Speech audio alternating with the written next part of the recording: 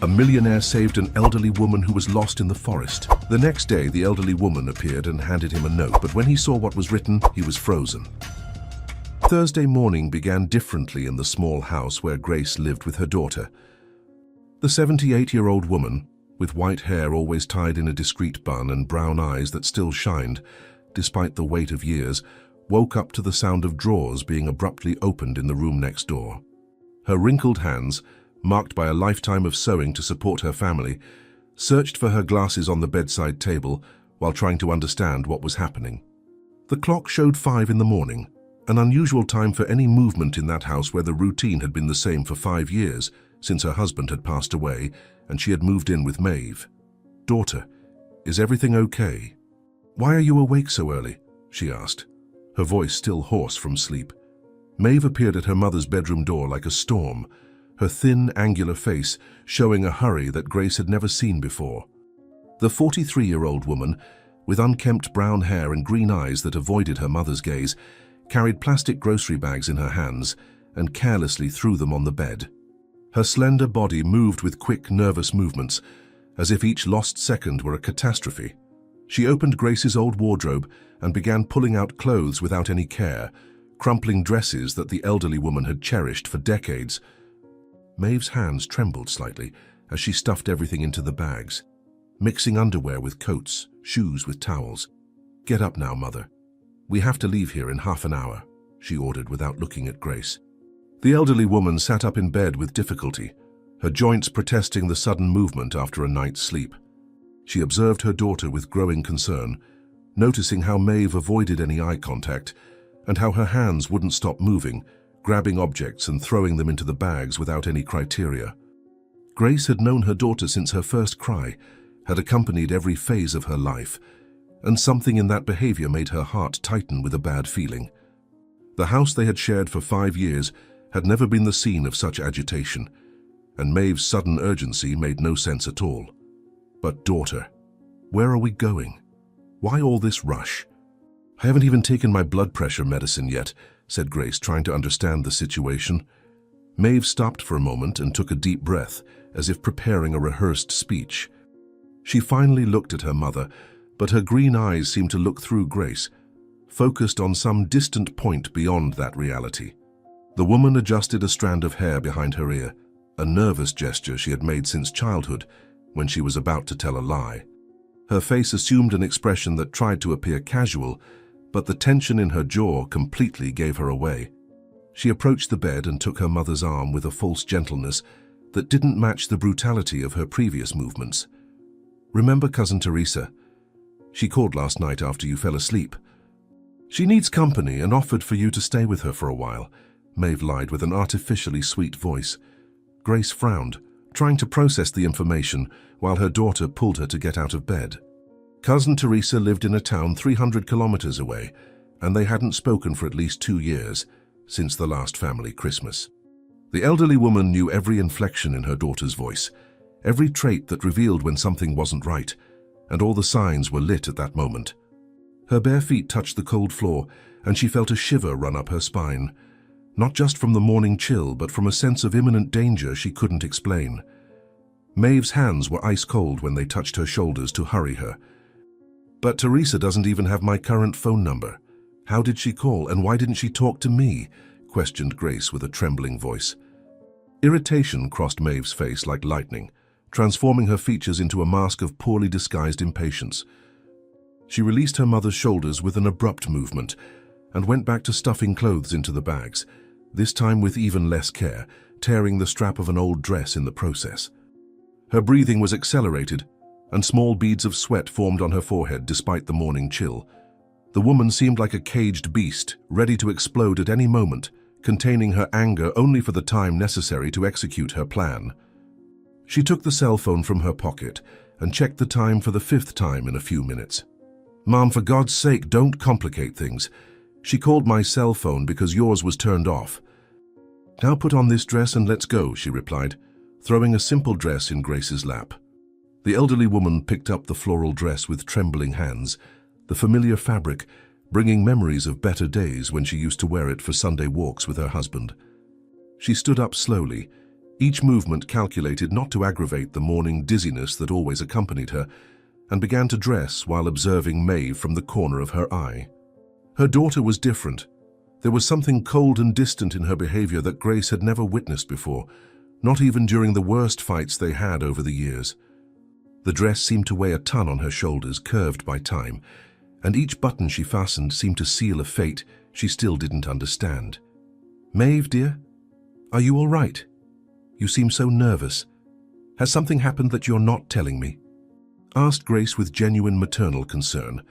Maeve suddenly stopped in the middle of the room, full bags in her hands, and for a brief moment her mask fell. Her eyes filled with something that could be guilt, or perhaps just frustration. But quickly she looked away and resumed her rigid posture. The woman put the bags on the floor and took her cell phone again, typing something quickly, while biting her lower lip hard enough to make it red.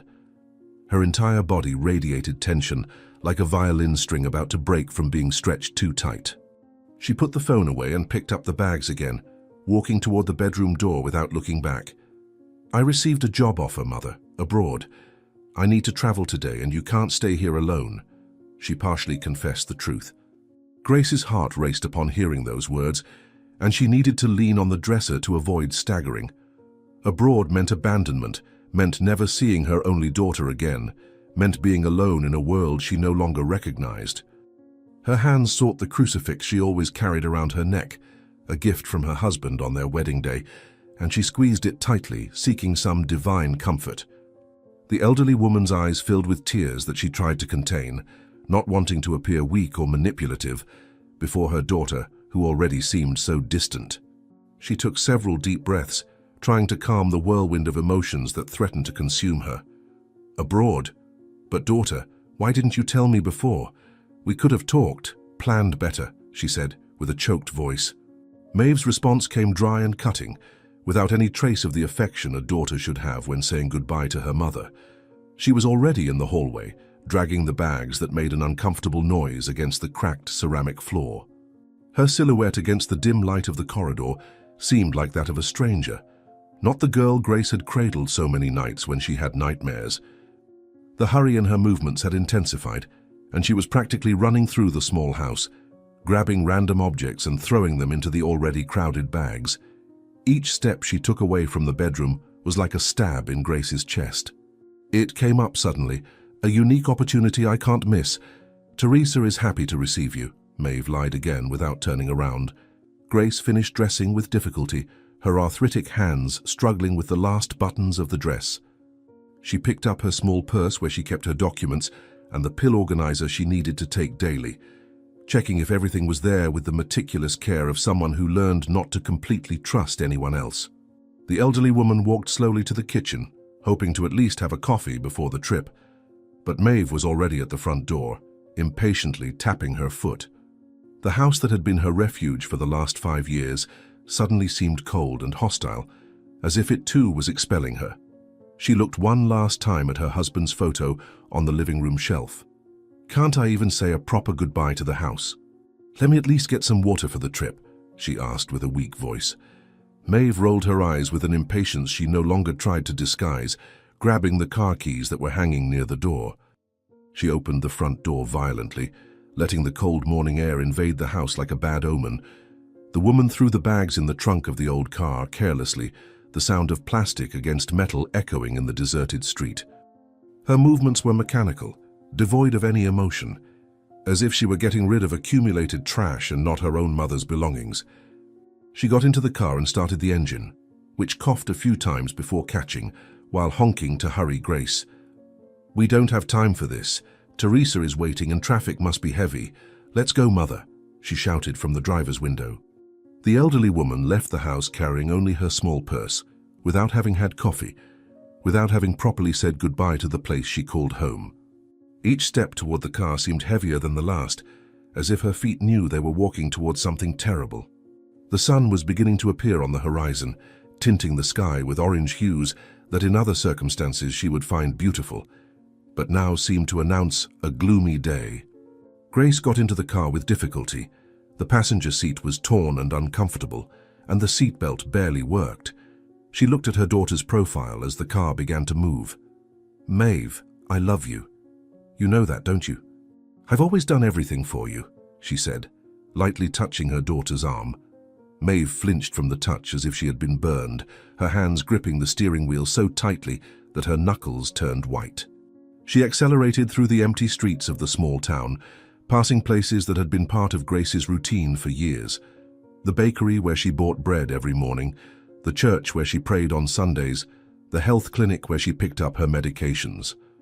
Each place left behind seemed like a piece of her life being torn away, and the elderly woman felt a void growing in her chest. The silence inside the car was oppressive, broken only by the irregular rumble of the old engine. Maeve kept her eyes fixed on the road, her jaw tense as if she were biting back unspoken words. "Focus on being happy with Teresa. You two always got along well," she said coldly. The journey began taking routes that Grace didn't recognize, leaving the familiar path that would lead to Teresa's town. The houses became more sparse, the asphalt gave way to a dirt road, and the vegetation grew denser around them. The elderly woman felt fear growing in her chest like a poisonous vine, squeezing her heart already weakened by the years. She tried to orient herself by the sun, but the increasingly tall trees blocked the light, creating sinister shadows that danced across the dirty windshield. Her hands clutched her purse tightly, as if that small object could protect her from what was to come. "Daughter, this isn't the way to Teresa's house. Where are we going?" she asked, her voice trembling with fear. Maeve didn't respond immediately, her eyes checking the rearview mirror as if she were afraid of being followed. She drove faster and faster along the dirt road, the car violently shaking with the holes and rocks in the path. Dust entered through the cracks in the windows, making Grace cough and further complicating her breathing, already compromised by anxiety. The woman at the wheel seemed possessed by a dark determination, completely ignoring the visible discomfort of her elderly mother. Finally, after a few more minutes of torturous silence, she slowed down near a clearing. Teresa moved. "She lives further away now in a more peaceful place," she lied once again. The car stopped abruptly in a particularly deserted part of the road, surrounded by tall, dense trees on both sides. There was no house in sight, no sign of civilization beyond the dirt road that continued ahead and disappeared around a bend. Maeve turned off the engine, and the silence that followed was deafening, broken only by the distant song of birds and the rustling of leaves in the wind. The woman remained motionless for a few seconds, her hands still clutching the steering wheel, breathing irregularly as if gathering courage for something. Grace observed every movement of her daughter with growing terror, her maternal instinct fighting against the obvious reality of what was happening. "Why did we stop here, daughter? Where is Teresa's house?" she whispered, already knowing there was no house. Maeve finally turned to face her mother, and her green eyes were empty of any affection or remorse. She opened the driver's door and got out of the car, walking to the trunk to get the bags with Grace's belongings. The woman threw everything on the dirt ground without any care, the clothes partially spilling out of the torn bags. She then returned to the passenger door and opened it abruptly, the creak of rusty metal echoing in the silent forest. Maeve extended her hand to her mother with a false courtesy that fooled no one. "You need to stretch your legs, mother. The journey is still long and you can't sit for too long with your circulation," she said with a forced smile. Grace looked at her daughter's outstretched hand as if it were a snake about to strike. Her heart was beating so hard she could hear it in her ears, and her hands were shaking uncontrollably. The elderly woman knew that if she got out of that car, something terrible would happen. But she also knew she didn't have the strength to resist. Her 78 years weighed like lead in her bones, and the arthritis in her joints reminded her of her fragility with every movement. With enormous effort, she accepted her daughter's help and got out of the vehicle, her wobbly legs barely able to support her. The dirt ground beneath her feet seemed unstable, or perhaps it was just her world crumbling. "Maeve, please tell me the truth. What is happening?" she begged with tears streaming down her wrinkled face. Maeve's mask finally fell completely, revealing the cold and calculating woman who had been hiding behind the role of daughter all those years. She abruptly let go of her mother's hand, making the elderly woman stagger and need to lean on the car to avoid falling. The younger woman took a few steps back, increasing the distance between them as if Grace were contagious.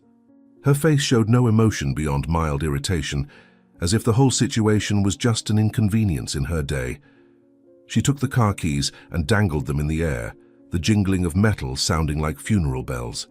The truth is that I can't take it anymore, Mother. I can't take care of you anymore, she finally confessed. Grace felt her daughter's words like stabs in her already painful chest. Each syllable was a betrayal, each word a denial of all the love she had dedicated to that child, who now looked at her with such contempt. The elderly woman remembered the sleepless nights when Maeve was a baby, the fevers she cared for alone, the sacrifices she made so her daughter could study, the dreams she abandoned to be a mother.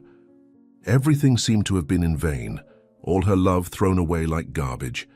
Her legs weakened and she had to sit on the dirt ground, soiling the floral dress she had put on with such care.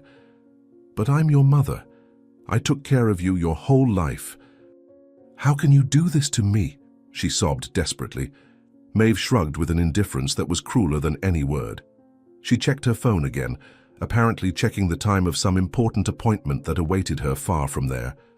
The woman adjusted her hair and cleaned an imaginary stain from her blouse, banal gestures that grotesquely contrasted with the abandonment she was perpetrating. She took a few more steps toward the car, making it clear that the conversation was coming to an end. Each of her movements was calculated to demonstrate how irrelevant Grace had become in her life. Take care of me. You had no choice. It was your obligation.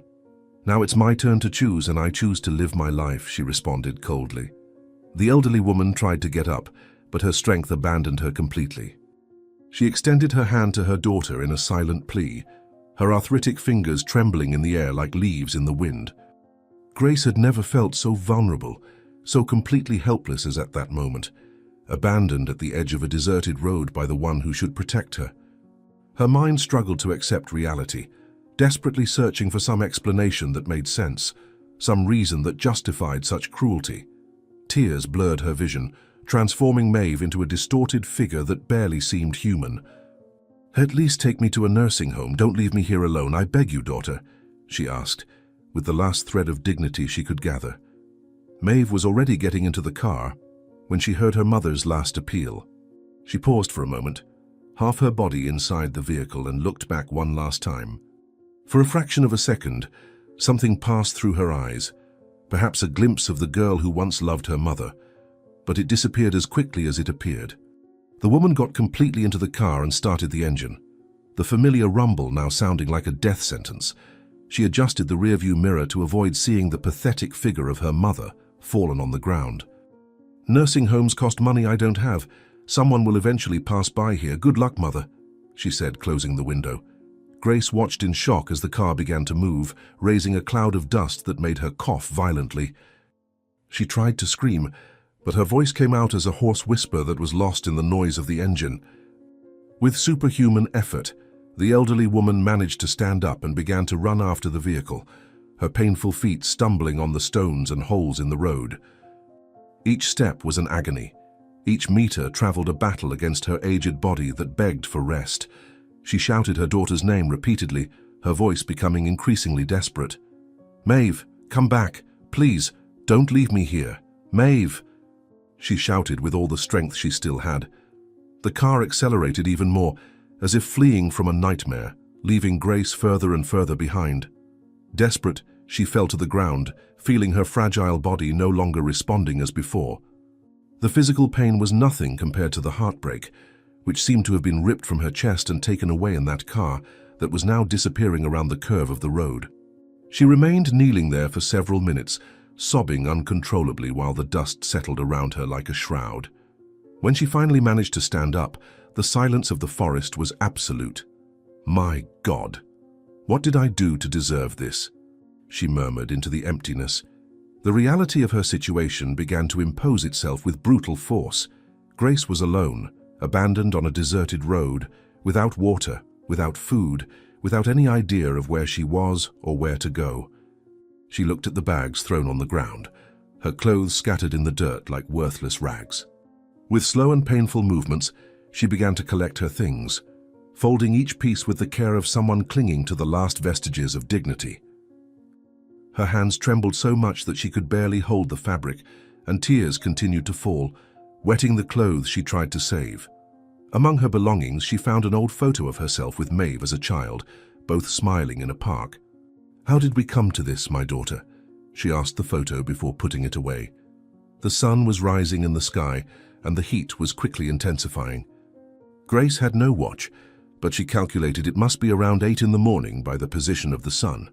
She looked to one side and the other of the road, trying to decide which direction to take. Behind was the path from where they had come, but she didn't remember seeing any houses for several kilometers. Ahead, the road continued into the unknown, penetrating deeper into the forest. The elderly woman picked up the bags, tying them together to make them easier to carry, and began walking in the opposite direction from where the car had gone. "Someone has to pass by here. Someone will help me," she said, trying to convince herself. After walking for about half an hour, the weight of the bags and the growing heat began to take their toll.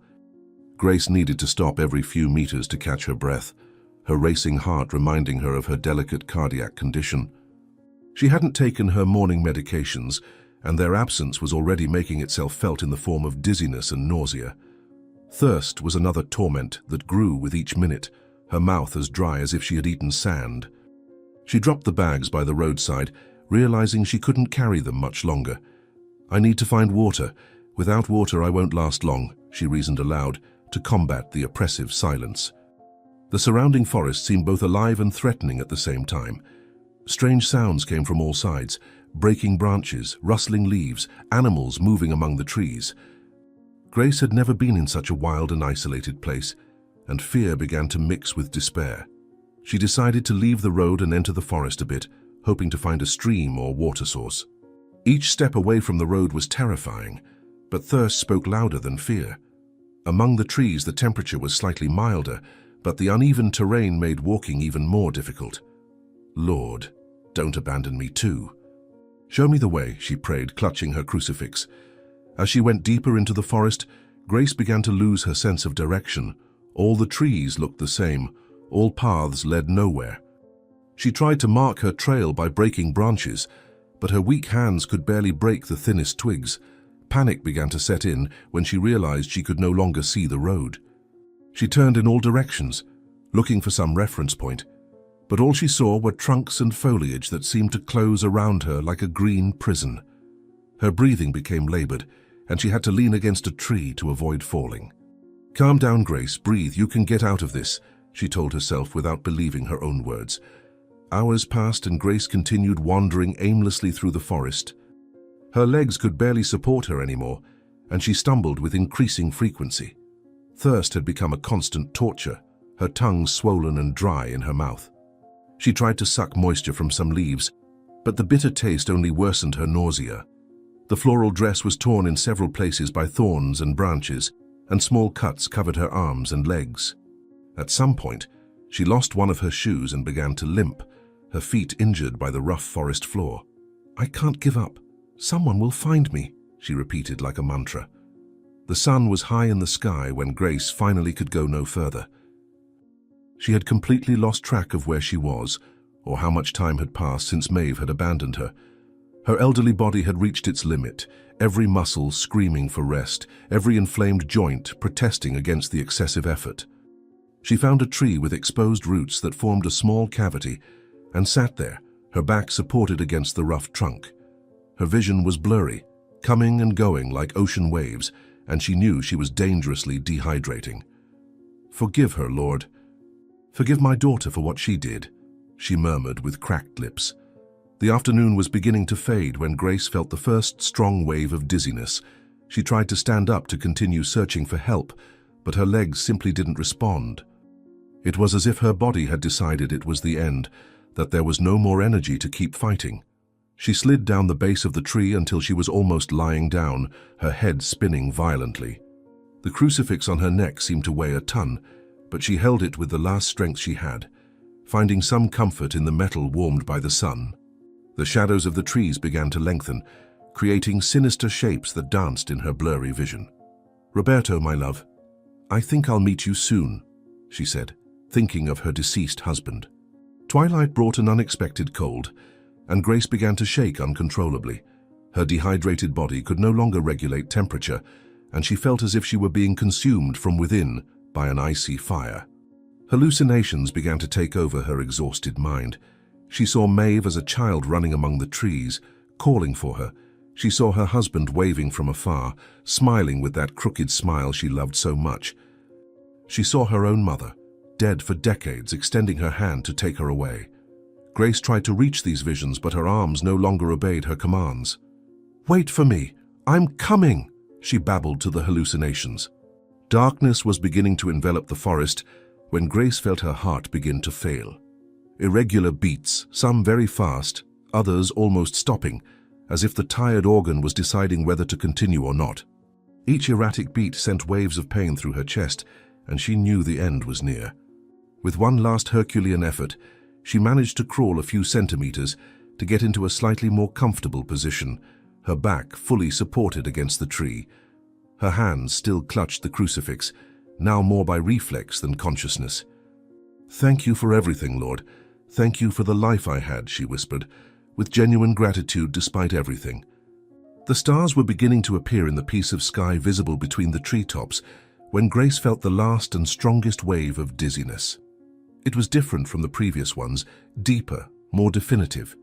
Her blood pressure was plummeting rapidly, and she could feel life escaping from her body like water through fingers. She tried to keep her eyes open, fighting against the darkness advancing from the edges of her vision, but it was a lost battle. Her hands released the crucifix and fell lifelessly at her side. With a last trembling breath, Grace closed her eyes. "Maeve, I forgive you," were her last words before losing consciousness. Grace's body fell gently to the side, dropping among the dry leaves that formed a natural carpet on the forest floor. Her breathing, once laborious and irregular, was now almost imperceptible, only the slightest movement of her chest indicating that there was still life in that fragile and mistreated body. Her floral dress, now dirty and torn, spread around her like the petals of a withered flower. Her white hair, which she always kept tied with such care, was loose and tangled, with leaves and small twigs stuck between the strands. Night was falling completely over the forest, enveloping Grace in its merciful darkness. "Is this my end?" was the last thought that crossed her mind before complete emptiness. Friday morning began with a dense fog covering the forest trail where Sebastian Anderson was taking his daily walk. The 52-year-old millionaire, with his impeccably cut graying hair and penetrating blue eyes, maintained a steady pace as he traversed the familiar path he had known for years. His athletic body moved with the precision of someone who had transformed morning exercise into a sacred ritual, each step calculated over the roots and stones of the path. The surrounding forest was especially quiet that morning. Only the sound of his expensive sneakers crushing dry leaves broke the stillness of the environment. He checked the sports watch on his wrist, 6:30 in the morning, exactly the time he always passed by there. "Strange how quiet it is today. Even the birds aren't singing," he observed aloud. Sebastian continued along the main trail for a few more minutes when something peculiar happened. A strange sensation took hold of his chest, as if something was pulling him to the left, off the marked path. It was an inexplicable restlessness, almost physical, that made his heart accelerate for no apparent reason. He stopped in the middle of the trail, breathing deeply and trying to understand that sensation he had never experienced before. The businessman was a rational man, accustomed to making decisions based on facts and numbers, not on presentiments or intuitions. But that invisible force was undeniable, growing in intensity with each second he resisted. "What the hell is happening to me? Am I getting sick?" he questioned, touching his own chest. The sensation intensified even more, transforming into almost a physical urgency that made his body involuntarily turn to the left. Sebastian looked at the dense forest in that direction, seeing only a green barrier of intertwined bushes and trees that clearly wasn't meant to be crossed. He tried to resume his walk on the main trail, took 2 steps forward, but his legs simply stopped obeying. It was as if every cell in his body screamed for him to go in that specific direction, as if something vital depended on it. The man shook his head, thinking he was going crazy, but the compulsion was too strong to ignore. "This is complete madness, but I need to go that way," he said, beginning to make his way through the bushes. The branches scratched his exposed arms as Sebastian delved deeper into the dense vegetation. He had no idea what he was doing or why he was doing it. He just knew he needed to continue. The feeling of urgency guided him like an invisible compass, making him avoid trees and navigate around obstacles without consciously thinking about it. His expensive running clothes already had small tears, and leaves were stuck in his hair, but he barely noticed these details. After about 5 minutes fighting against the vegetation, the businessman reached a small clearing, and what he saw made his blood freeze. "My God, there's someone fallen over there," he exclaimed, running. Grace was lying among the dry leaves, her fragile body so motionless that for a moment Sebastian thought he had arrived too late. The elderly woman's floral dress was dirty and torn, revealing arms and legs covered in scratches, and her white hair spread like a sad halo around her head. He quickly knelt beside her, his fingers desperately searching for a pulse in her thin, wrinkled neck. The relief he felt upon finding weak and irregular heartbeats was immense, but the situation was clearly critical. Grace's lips were purple, her skin cold and clammy to the touch, obvious signs of severe dehydration and possible shock. "Mom, can you hear me? I'm going to get you out of here," he said, trying to gently wake her. Sebastian quickly assessed the situation and realized there was no time to lose. He took the water bottle from his belt and, with infinite care, moistened Grace's dry lips, letting a few drops run into her mouth. The elderly woman did not respond, remaining unconscious, but he noticed a weak swallowing reflex indicating there was still hope. The businessman slid his arms under Grace's light body, surprised and saddened by how little she weighed, and lifted her with ease. Holding her firmly against his chest, he began the journey back, moving as quickly as he could without risking a fall. "Hang in there, ma'am. I won't let anything happen to you," he promised as he navigated through the vegetation. The way back seemed much longer, each second precious as Sebastian carried Grace in his arms. He could feel her shallow breathing against his chest, so weak that sometimes he had to stop to check if she was still alive. When he finally reached the main trail, he practically ran the 300 meters to where he had parked his car. With quick but careful movements, he laid Grace on the back seat, taking off his own shirt to make an improvised pillow for her head. He moistened her lips again with water before running to the driver's seat. "Municipal Hospital is 10 minutes away. We'll make it, ma'am," he said, starting the car and accelerating. During the journey, Sebastian drove with one hand while dialing the hospital number on his cell phone with the other, using the speakerphone. He quickly explained the situation to the attendant, asking them to prepare an emergency team to receive an elderly woman in critical condition. Between one curve and another, he looked in the rearview mirror to check on Grace, constantly talking to her even without receiving a response. He talked about how beautiful the day was, about how she would be fine, about the competent doctors who would take care of her. Anything to maintain a connection, even if one-sided, with that fragile life that depended on him. "What's your name?" he asked, and to his surprise the elderly woman mumbled Grace amid her delirium. It seemed like she heard him for a second before falling unconscious again. "You know, ma'am, something told me to find you." It wasn't a coincidence, he confessed while making a sharp turn. Sebastian's car skidded into the hospital emergency entrance, and he had barely come to a complete stop when nurses were already running toward him with a stretcher. He quickly got out and opened the back door, helping the medical team carefully transfer Grace to the stretcher.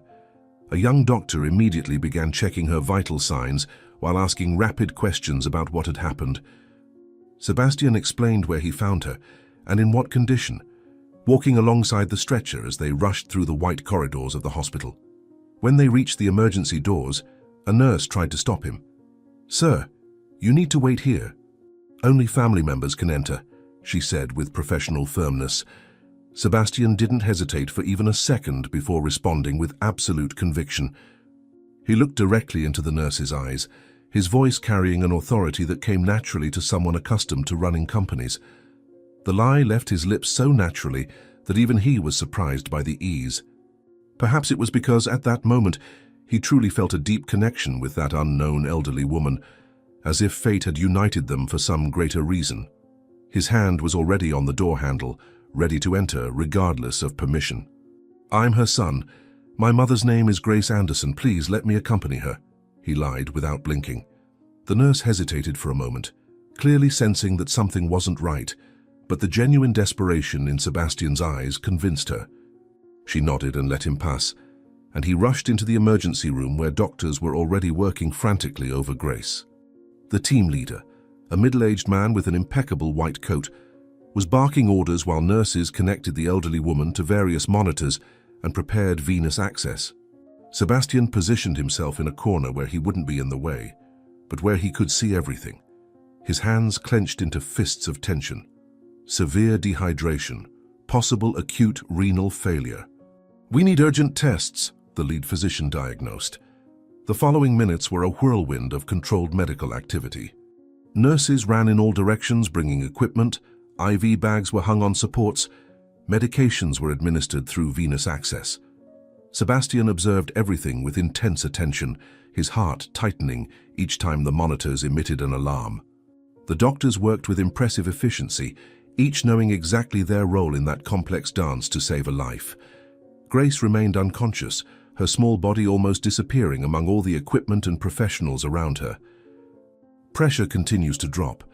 Increase the drip rate," ordered the doctor, checking the monitors. After what seemed like hours but was only 30 minutes, the situation worsened drastically.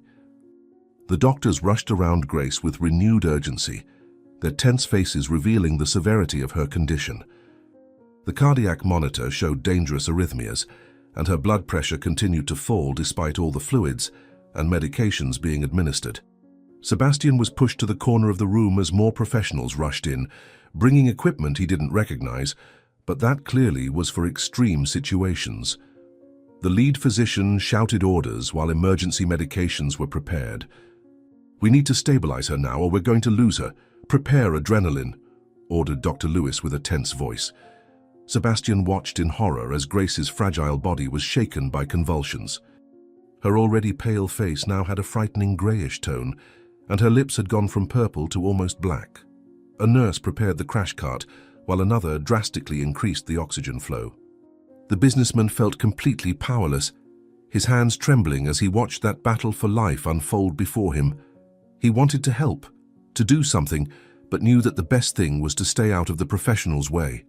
"Please God, don't let her die. I found her for some reason," he prayed in desperation.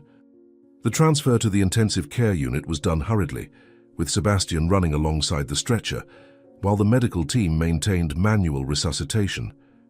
Grace was connected to so many devices that it was barely possible to see her face among all the tubes and wires. Dr. Lewis quickly explained that her kidneys were entering total failure and her heart was struggling to compensate. Every minute was crucial, and they would need to make difficult decisions in the coming hours. Sebastian signed all the papers they put in front of him without even reading them, authorizing any necessary procedure. "Do everything that's needed.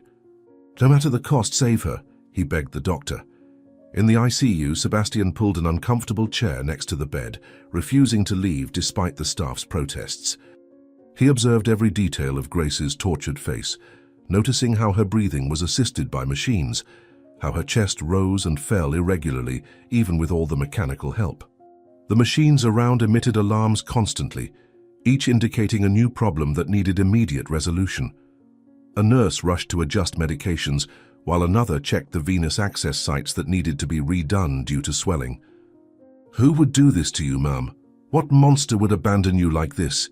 he questioned with contained anger. The following hours were a nightmare of ups and downs. Whenever it seemed Grace was minimally improving, another system in her body began to fail. First, it was her kidneys that completely stopped functioning, requiring emergency preparation for dialysis. Then her temperature shot up to dangerous levels, forcing doctors to use special thermal blankets to try to control it. Sebastian remained by her side, holding her hand whenever possible, talking to her even without response. Doctors came and went constantly, each with grimmer expressions. "The situation is critical. The next few hours are decisive," informed Dr. Lewis for the 5th time. Around noon, in her critical state, Grace mumbled confused words, mixing memories of loved ones with pleas of emotional pain. The words came out broken and confused, but the suffering behind them was crystal clear. Sebastian had to leave the room for a moment, unable to continue hearing that torment. What happened to her? What kind of daughter would do this? he asked the empty corridor, hearing Grace's accounts about her daughter. When he returned, he found the medical team in an uproar again. Grace's blood pressure had dangerously plummeted, and they were administering vasoactive medications directly into her vein to try to keep her alive. Dr. Lewis explained that septic shock was setting in, a very serious complication of prolonged dehydration and exposure to the elements. Potent antibiotics were started, but it would take time to take effect, time that Grace might not have. Sebastian watched the numbers on the monitors constantly fall, each beep seeming weaker than the previous one. "She's fighting so hard. Please don't give up, Mrs. Grace," he whispered near her ear. The afternoon brought a new crisis, when Grace began experiencing severe respiratory distress. Her lungs, already compromised by age, were filling with fluid due to progressive heart failure. Dr. Lewis discussed with other doctors about the need for intubation, a risky procedure considering her overall condition. Sebastian listened to the technical discussion without understanding all the terms, but perfectly comprehended the gravity when he saw the worried expressions of everyone. The decision was made. They would have to intubate her, or she would die. "Mr. Anderson, I need you to step out while we perform the procedure," asked a nurse. Sebastian waited in the hallway during the longest 30 minutes of his life. He could hear frantic movement inside the room, orders being shouted, equipment being moved. Each second seemed like an eternity, and he found himself making promises to any higher power that might be listening. He promised to donate half his fortune to charity, promised to build a hospital, promised anything in exchange for the life of this lady he barely knew, but who already meant so much to him. When they finally let him in, Grace was connected to a ventilator, tubes coming out of her mouth, looking even more fragile. The procedure was performed, but she remains very unstable, the doctor informed. The next hours were a brutal emotional roller coaster.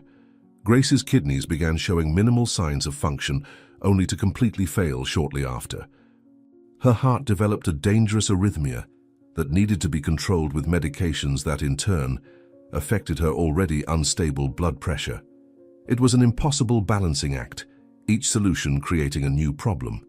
Sebastian watched the doctors fight against the inevitable, admiring their persistence even when the chances seemed impossible. He didn't leave Grace's side, constantly talking to her. "You are strong, Mom. I know you are. You survived abandonment. You'll survive this too," he encouraged. Around 6 in the evening, Dr. Lewis called Sebastian for a serious conversation in the hallway. The doctor explained that Grace was in multiple organ failure and that honestly it was a miracle she was still alive. The next 12 hours would be absolutely critical. If she survived the night, she would have a minimal chance of recovery, but it was necessary to be realistic about the probabilities. Sebastian listened to everything in silence, processing the information that the woman he had saved could die despite all efforts. He thanked the doctor and returned to the room. "I won't abandon her. Someone needs to be here for her," he declared with determination. Night fell, bringing new challenges. Grace's temperature fluctuated uncontrollably, going from hypothermia to high fever in a matter of minutes. Her body shook violently despite the sedatives, and the monitors kept alarming. A team of nurses worked constantly around her, changing medication bags, adjusting equipment, checking vital signs every few minutes.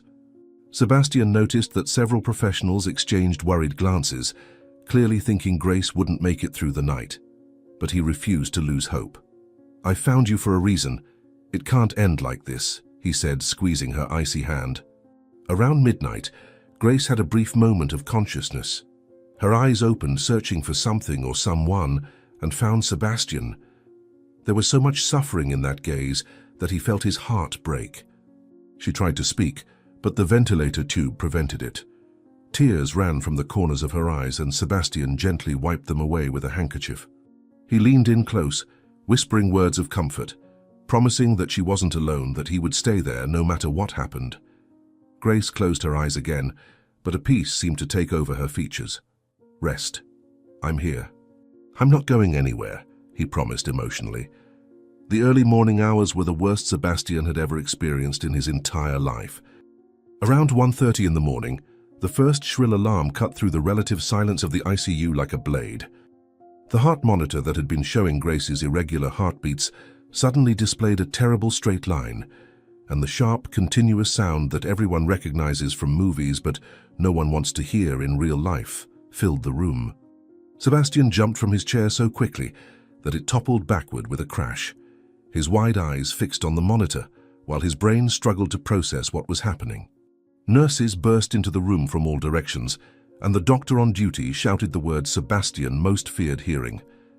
"Cardiac arrest. Start resuscitation protocol now," ordered the professional, already positioning his hands on Grace's chest. No one had time to ask Sebastian to leave, and he pressed himself against the wall, watching paralyzed as the medical team worked with frantic precision. The doctor began chest compressions with intensity, Grace's fragile body being jolted with each attempt to bring her life back. The doctor counted aloud each compression, his face red from the effort, sweat dripping on his forehead. 28, 29, 30. "Administer adrenaline now," he commanded, momentarily stepping back. Sebastian observed Grace's face throughout the process, looking for some sign of life, some indication that she was still there inside that body being so brutally manipulated. Her eyes were half open but empty, with no light behind them, and her mouth was distorted around the ventilator tube. With each compression, her face contorted into a grotesque expression, and Sebastian had to fight the urge to scream for them to stop, that they were hurting her. But he knew that brutality was the only chance to bring her back. The compressions continued, relentless, the doctor being replaced by another when fatigue began to affect effectiveness. 4 minutes, prepare the defibrillator, ordered the lead physician. The defibrillator paddles were positioned on Grace's chest, the conductive gel shining under the bright ICU lights. Sebastian watched in slow motion as everyone stepped away from the bed, the doctor shouting the standard warning before delivering the electrical charge. Grace reacted to the medical procedure, her body shuddering with the impact as the team fought to keep her alive. The monitor continued showing the damned straight line, and compressions were immediately resumed. Sebastian realized he was crying, hot tears streaming down his face as he murmured prayers he hadn't said since childhood. "Please, God, bring her back. She doesn't deserve to die like this," he begged softly.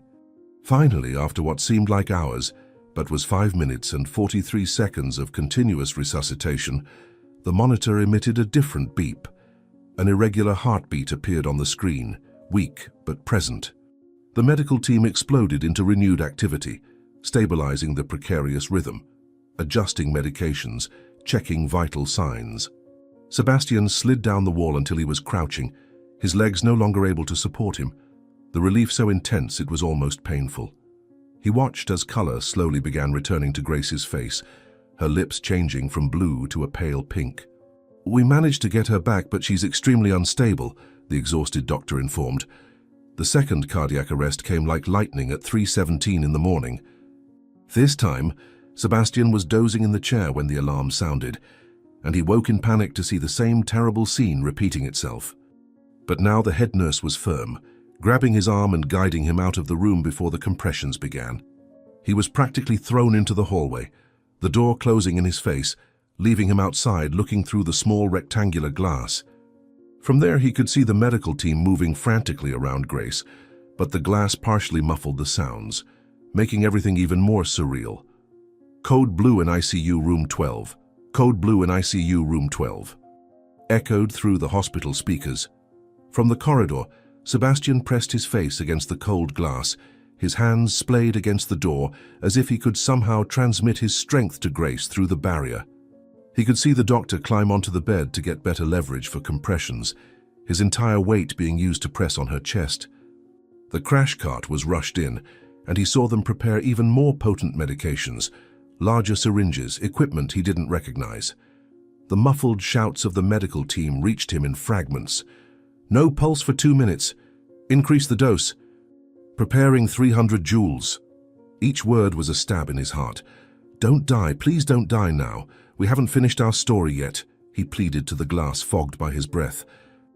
The sound of the defibrillator charging penetrated the door, that ascending electronic buzz that precedes the shock. Sebastian saw everyone step back, saw Grace's body convulse with the electrical discharge 1, 2, 3 times. Between shocks, the compressions continued, relentless, desperate. He could see sweat running down the faces of the professionals, determination mixed with something that looked dangerously like resignation in their expressions. A young resident was doing the compressions now, his face red from the effort, his arms trembling from exhaustion. Through the glass, Sebastian saw when they again switched who was doing the compressions, the work too brutal for one person alone to continue effectively. 7 minutes of arrest. Consider protocol for... Someone began to say before being interrupted. Sebastian could see they were considering giving up, saw it in the slower gestures, in the meaningful glances exchanged among the team. But then the lead physician, the same Dr. Lewis who had cared for Grace since the beginning, shouted something that reinvigorated everyone. Sebastian couldn't hear the words, but he saw the effect. Renewed vigor in the compressions, more medications being prepared, the defibrillator being charged to maximum power. "Don't give up on her, please, don't give up," Sebastian shouted through the door, not caring who might hear. The next 5 minutes were the longest and most agonizing of Sebastian's life. Through the glass door, he watched the medical team work with renewed intensity on the elderly woman's inert body. Dr. Lewis had climbed onto the bed to do the compressions himself, his entire weight pressing on the fragile lady's chest with iron determination. Sebastian could see the veins bulging in the doctor's neck from the effort, his coat soaked with sweat, but his movements remained precise and rhythmic. Each compression was a battle against death, each second an eternity of uncertainty. "Come on, ma'am, come back to us. The fight isn't over yet," Sebastian murmured with his face pressed against the glass. An older nurse approached Sebastian in the hallway, her maternal face showing genuine compassion for his suffering. She gently touched his shoulder, making him turn momentarily from the traumatic scene on the other side of the glass. The woman had grey hair tied in an impeccable bun, and brown eyes that had witnessed countless hospital dramas, but still maintained their humanity. She offered a cup of water that Sebastian refused with a gesture, unable to think of anything besides the woman fighting for her life. The nurse remained by his side in supportive silence for a moment before speaking. "You've been here since yesterday. Your mother is a fighter," she said in a soft voice. Sebastian kept his eyes fixed on the ongoing resuscitation on the other side of the glass, while answering with a voice hoarse from emotion and tiredness. The lie he had told weighed on his conscience, but it was necessary to stay by that lady's side. He observed every movement of the medical team, every desperate attempt to bring her back, feeling strangely connected to that woman he had saved by pure instinct. The nurse observed his anguished face, the deep dark circles under his eyes, the wrinkled clothes of someone who hadn't left the hospital for more than 24 hours. "I'm the only person she has now. I can't abandon her," he answered with absolute conviction. The nurse nodded understandingly and then shared something that deeply touched Sebastian. During one of the previous procedures, when they were adjusting the equipment, the lady had mumbled something incomprehensible but seemed to be calling for someone. The nurse said it was common for critically ill patients to call for loved ones, and that this showed she was still fighting, still had something to live for. It was a sign that there was strength in that fragile woman, a will to survive that transcended her debilitated physical state. She mumbled several times. "It seems she's looking for someone important," revealed the nurse, touched by the scene. Sebastian stepped away from the door and took his cell phone with trembling hands. He dialed the number of his personal lawyer, a man who had worked with him for more than 15 years and was used to receiving calls at unusual hours. When the lawyer answered sleepily, Sebastian went straight to the point, his voice loaded with urgency and determination. He needed to ensure that woman received the best possible treatment, regardless of the costs involved. The words came out quick and decisive, as when he closed million-dollar deals, but this time the investment was in a human life. "Dr. Mendes, I need you to prepare documentation for me to fund all medical treatment for a patient," he ordered without hesitation. The lawyer on the other end of the line was clearly confused, asking who it was about, and why Sebastian was assuming such financial responsibility.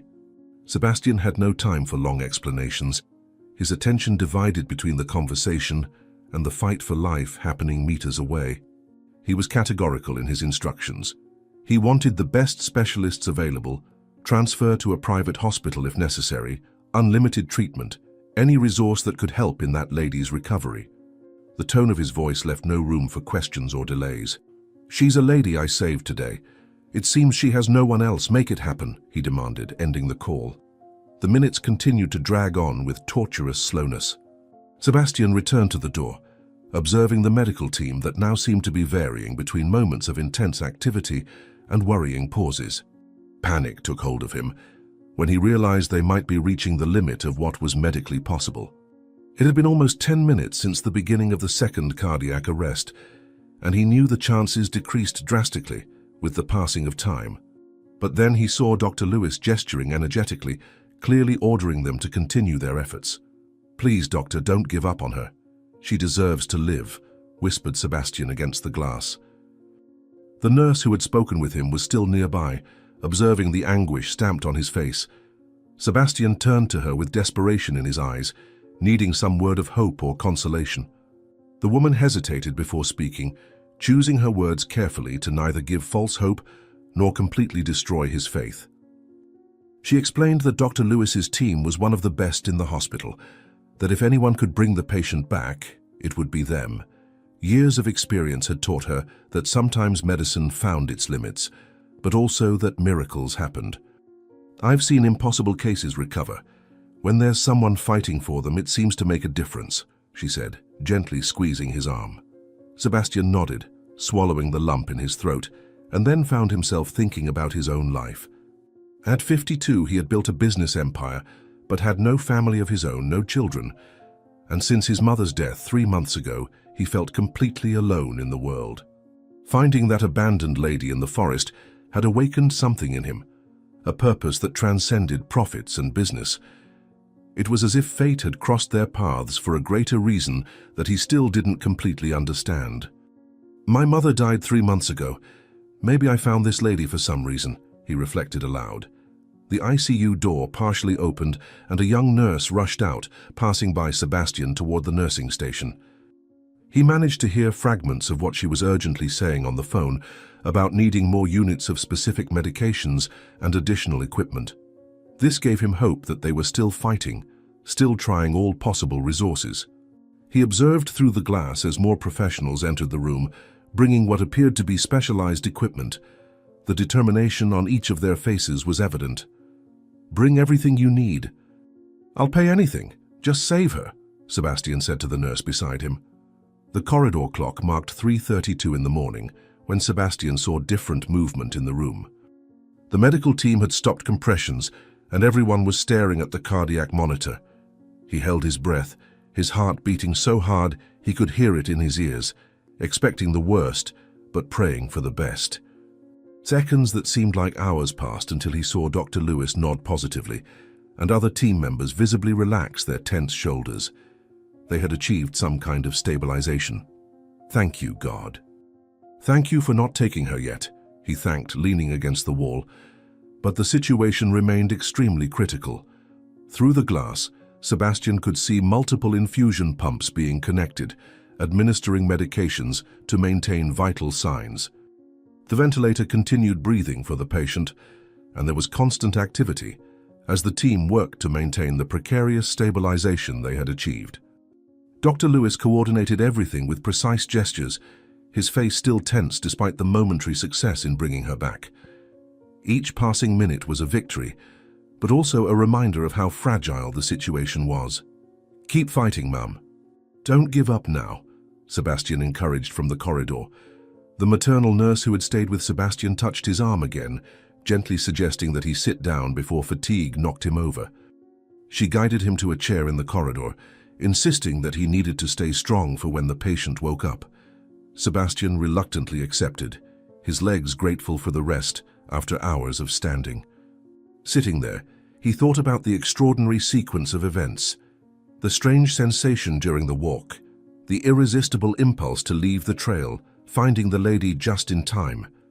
"Yesterday morning I was taking my normal walk. Now I'm here, living the most intense day of my life," he said more to himself. The nurse took the opportunity to check Sebastian's vital signs, concerned about the stress he was suffering. His blood pressure was elevated, which was expected given the circumstances, but she insisted that he drink water and try to breathe deeply. As she cared for him, Sebastian realized the irony of the situation. He was so focused on saving that stranger that he forgot to take care of himself. But he couldn't think of leaving, not while she was fighting for her life meters away. "I'm fine, nurse. I just need her to survive," he assured while drinking the offered water. Time continued its slow and torturous march. 4 in the morning arrived, and the movement in the ICU had decreased to a more controlled rhythm, a sign that the immediate crisis had passed.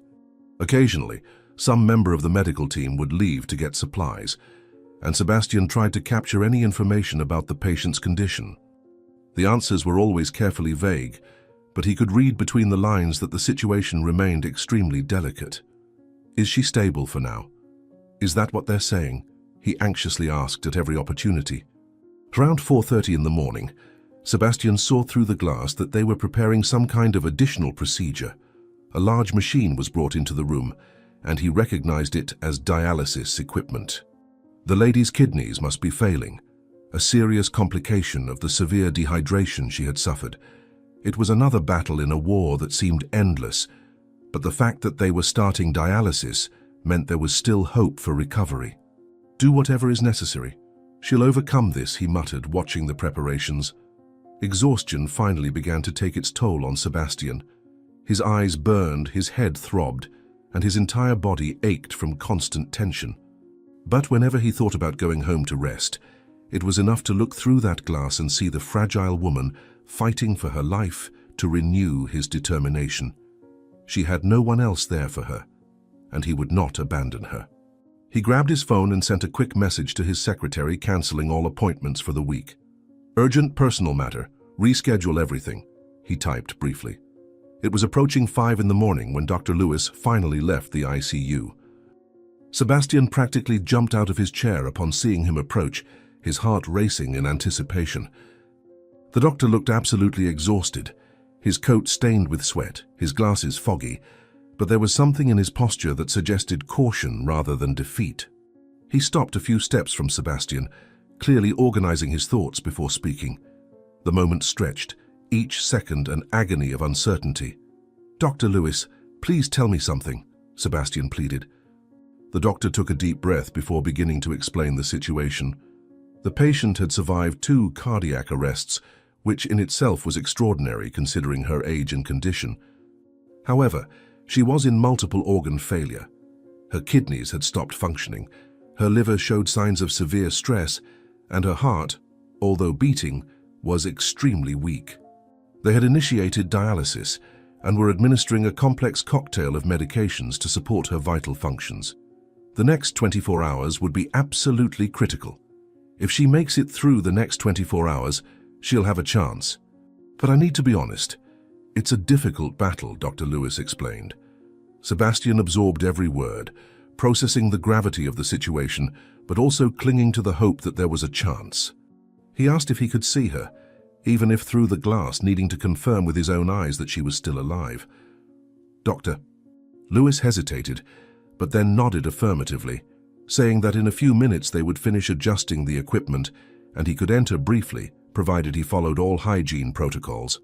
Sebastian thanked him profusely, his genuine gratitude visibly touching the tired doctor. "Thank you for not giving up on her, doctor. I know you did more than protocol required," Sebastian acknowledged emotionally. "Doctor." Lewis adjusted his glasses and looked directly into Sebastian's eyes with a serious but compassionate expression. He said there was something about that patient that made him want to fight harder. Perhaps it was Sebastian's obvious dedication. Perhaps it was the mystery of how she had ended up in that situation. He mentioned that in his 30 years of medicine, he had learned to recognize when it was worth going beyond what was expected, and this was clearly one of those cases. Before walking away, he placed his hand on Sebastian's shoulder in a paternal gesture. "Your mother is a warrior, Mr. Anderson, and having you here makes a difference," he said, using the lie that Sebastian had told. Sebastian waited a few more minutes that seemed like hours until a nurse came to get him. She instructed him to wash his hands carefully, put on gloves, a mask, and a disposable gown before entering the ICU. When he finally crossed that door that had been a barrier for so many hours, the visual impact was devastating. The lady looked even smaller among all that equipment, her face partially obscured by the ventilator tube, wires and tubes coming out from all directions. But she was alive, her chest rising and falling with the help of the machine. "Hello, ma'am." "It's me, Sebastian. I'm still here with you," he whispered, carefully approaching. With extreme care, Sebastian touched the patient's hand that was free of IV lines. The skin was cool, but no longer as icy as when he found her in the forest, and he could feel a weak but present pulse. He stayed there for just a few minutes, the time allowed by the nurse, but they were precious minutes. He spoke softly to her, saying she was safe, that she wasn't alone, that he would take care of everything. He didn't know if she could hear him, but he needed to believe she could. "I'll find out who did this to you, and I'll ensure you have the dignified life you deserve," he promised before being led out. Back in the hallway, Sebastian sat again in the uncomfortable chair that had become his vigil post. The sun was beginning to rise, its first rays entering through the hospital windows and creating patterns of light on the polished floor. It was the beginning of a new day, and with it came a mixture of hope and apprehension. The battle for that woman's life would continue, and he would be there for every moment. He checked his phone and saw several missed messages from collaborators and business partners, but ignored them all. "Nothing is more important than this right now," he said, putting the device away. The night shift nurse was finishing her shift and came to say goodbye to Sebastian. She said the next shift was already informed about the situation and that he would be well taken care of. Before leaving, she leaned over and whispered something that moved him deeply. She said that in all her years of nursing, she rarely saw such dedication from a family member, and that the patient was lucky to have him. Sebastian merely nodded, unable to confess the truth but touched by the recognition. "Thank you for everything, for staying with me through the night," he thanked her sincerely. The hospital activity began to increase with the arrival of the morning shift. Doctors arrived for their rounds, nurses exchanged information about patients. The general pace accelerated. Sebastian observed everything with tired but alert eyes, especially attentive to any movement related to the ICU where the lady was fighting for her life. Each time someone entered or left that room, his heart raced, expecting news. The wait continued to be torturous, but he had come too far to give up now. "We'll get through this together, ma'am, I promise," he muttered, looking at the closed door. Around 6 in the morning, Dr. Lewis returned accompanied by other doctors for a morning evaluation. Sebastian watched them through the glass as they examined the patient, checked monitors, discussed among themselves with serious expressions. The consultation lasted about 20 minutes, during which Sebastian barely breathed from anxiety. When they finally left, Dr. Lewis came to speak with him personally. The doctor explained that she had survived the most critical phase, but the next hours would continue to be decisive. "She made it through the night, which is encouraging, but it's still too early to celebrate," the doctor warned. Sebastian asked about the next steps of treatment, wanting to understand everything that was being done. Dr. Lewis patiently explained about continuous dialysis, broad-spectrum antibiotics to prevent infections, medications to support heart function, and the delicate fluid balance they needed to maintain. It was intensive medicine at its highest level, and Sebastian was impressed with the complexity of keeping a human body functioning when so many systems were failing simultaneously. "We'll make assessments every 4 hours. If there's any change, you'll be informed immediately," the doctor assured. With the day fully dawning, Sebastian finally decided to quickly go to the hospital cafeteria for a proper breakfast. He informed the nurses where he would be and left 3 phone numbers for contact in case of emergency. Even in the cafeteria, he chose a table from where he could see the corridor leading to the ICU, ready to run back at any moment. The coffee was bitter and the buttered bread tasteless, but he forced himself to eat, knowing he would need energy to continue. "I need to stay strong for her," he said to himself, chewing mechanically. While eating, Sebastian reflected on the last 24 hours and how his life had changed drastically. Yesterday at this time, he was just a wealthy but lonely businessman, taking his routine morning walk. Now he was the guardian of a life, inexplicably connected to a woman he didn't even know but for whom he felt absolute responsibility. Fate worked in mysterious ways, and he was beginning to believe there was a greater purpose in all of this. "Perhaps she has saved me as much as I saved her," he philosophized, taking the last sip of coffee. Back at his post in the ICU corridor, Sebastian settled in for more hours of waiting. The uncomfortable chair had already molded to his body, becoming strangely familiar. He observed the comings and goings of healthcare professionals, each fulfilling their role in the complex dance of saving lives. Occasionally he closed his eyes for a few seconds, but never really managed to relax, always alert for any change or urgent movement. The morning advanced slowly, each hour a small victory. Each hour that passes, she grows stronger, he repeated like a mantra. Around 8 o'clock, there was a sudden flurry of activity in the ICU. Sebastian jumped to his feet, heart racing, fearing the worst. But he soon realized it wasn't an emergency, but rather the arrival of additional equipment and specialists. A nephrologist had been called to evaluate kidney function, and a cardiologist came to check the state of the heart. It was comforting to see so many professionals dedicated to the case, each bringing their expertise to help in the recovery. "Bring all the specialists needed, whatever the cost," Sebastian murmured with relief. The morning continued to advance with a mixture of tense moments and periods of relative calm. Sebastian had developed a routine, checking through the glass, briefly talking with any professional leaving the ICU, sending updates to his lawyer about medical costs, and occasionally closing his eyes for a few minutes. It was an exhausting but necessary vigil. He felt that his presence there somehow made a difference, as if his determination could be transmitted to that woman fighting for her life. "I'm not going anywhere, ma'am. You can count on me," he promised regularly. At 9 o'clock, a nurse came out of the ICU with a different expression, almost surprised. She approached Sebastian and said that the patient had shown unexpected signs of improvement. Urine production had minimally begun, indicating that the kidneys might be trying to resume some function. It was a small but significant sign, the first concrete good news in many hours. Sebastian felt tears of relief well up in his tired eyes. "Is that good? Does it mean she's getting better?" he asked hopefully. The nurse was cautious in her response, explaining that it was too early to tell, but it was definitely a positive development. She said that the patient was clearly a fighter, surviving traumas that would have killed many younger people. There was something special about that woman, a will to live that defied medical statistics. Sebastian agreed enthusiastically, feeling his faith renewed. That woman had survived cruel abandonment, the night in the forest, 2 cardiac arrests. "She is special. I knew it from the moment I found her," he stated with conviction. The clock was approaching 10 when Sebastian's cell phone rang. It was his lawyer with updates on the financial arrangements. Everything was prepared to cover any necessary treatment, with no spending limits. The man also informed that he had discreetly initiated investigations into the patient's identity, trying to locate family members or discover the circumstances that led her to that situation. Sebastian thanked him and asked him to continue, but that the absolute priority was to ensure the best possible medical treatment. "I want her to have the very best. Equipment, doctors, everything," he instructed. Another hour passed in relative calm.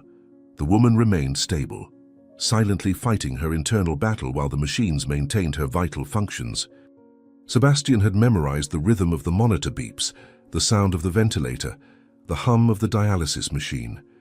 It was a mechanical symphony of survival, and each consistent note was a small victory. He continued his vigil, now entering the second morning since finding that woman in the forest. 28 hours ago I found her. It seems like a lifetime, he reflected. At 11 o'clock, there was new movement in the ICU. Dr. Lewis had returned for another evaluation, this time accompanied by the hospital's medical director. Sebastian watched anxiously as they checked all the data, examined the patient, discussed in low but serious tones. When they left, both came to speak with him. The medical director, a distinguished man with white hair, introduced himself and said he was impressed with the patient's resilience and Sebastian's dedication. "Cases like this remind us why we chose medicine," the director said, shaking Sebastian's hand. Dr. Lewis then gave the medical update. The patient remained critical, but there were encouraging signs. The kidneys showed minimal activity, the heart maintained rhythm with the help of medications, and there were no signs of severe infection so far. If she remained stable for the next 12 hours, they could gradually begin to reduce some of the medical support to see how the body would respond. It was cautious progress, but progress nonetheless. "We're cautiously optimistic, Mr. Anderson," said Dr. Lewis. Sebastian felt a weight lift from his shoulders upon hearing those words.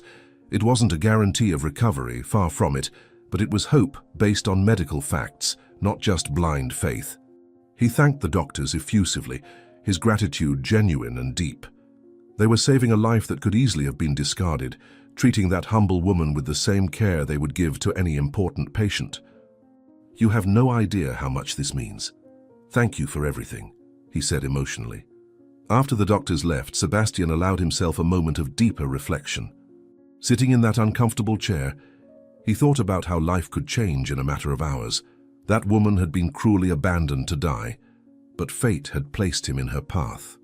Now surrounded by intensive medical care and with someone watching over her, she had a real chance of surviving. It was a powerful demonstration of how an act of kindness could make all the difference. "Everyone deserves someone to fight for them," he murmured to himself. Noon was approaching, marking 30 hours since the rescue. Sebastian was exhausted beyond any description, but refused to go home.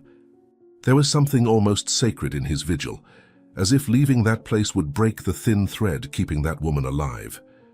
He had become her guardian, her protector, her only family in that critical moment. The hospital staff already knew him, bringing coffee and snacks without him asking, respecting his dedication. "Just a few more hours, Mom. Keep fighting a little longer," he encouraged. Suddenly, at 12:15, the ICU door opened abruptly. It wasn't the calm routine opening, but something urgent. The chief physician, whom Sebastian now knew was called Dr. Sampaio, emerged with quick steps. His face was serious, forehead furrowed in concentration, lab coat fluttering with the speed of his movements. He walked directly to Sebastian, who had instantly stood up, heart racing with apprehension. Dr. Sampaio stopped before him, taking a deep breath as if preparing difficult words. "Mr. Anderson, I need to speak with you about your mother," he began in a grave voice. The world seemed to stop at that moment. Sebastian felt each beat of his heart, each shallow breath while waiting for the next words. Dr. Sampaio removed his surgical cap, running his hand through his sweaty hair in a gesture of extreme fatigue. He stared at Sebastian for long seconds that seemed like hours, his expression completely indecipherable, professional but loaded with something Sebastian couldn't identify. Was it compassion? Resignation? Hope? The silence stretched between them like a rope about to snap. "Doctor, please say something," Sebastian pleaded with a trembling voice. Dr. Sampaio took another deep breath before finally speaking, his words coming out measured and clear to leave no doubts. He placed his hand on Sebastian's shoulder in a gesture that mixed professionalism and genuine compassion, his tired eyes still shining with something that looked like hope. The hospital corridor seemed to have become quieter, as if the building itself was holding its breath to hear what would be said. Sebastian felt his legs trembling, needing to lean against the wall to avoid falling, all his energy focused on processing the next words. "She's stable, Mr. Anderson. Your mother survived." "It was a true miracle," the doctor said with an emotional voice. Sebastian felt the air return to his lungs as if he had been submerged for hours. The tears he had held back for so long finally overflowed, running freely down his exhausted face as he gripped the doctor's hand firmly.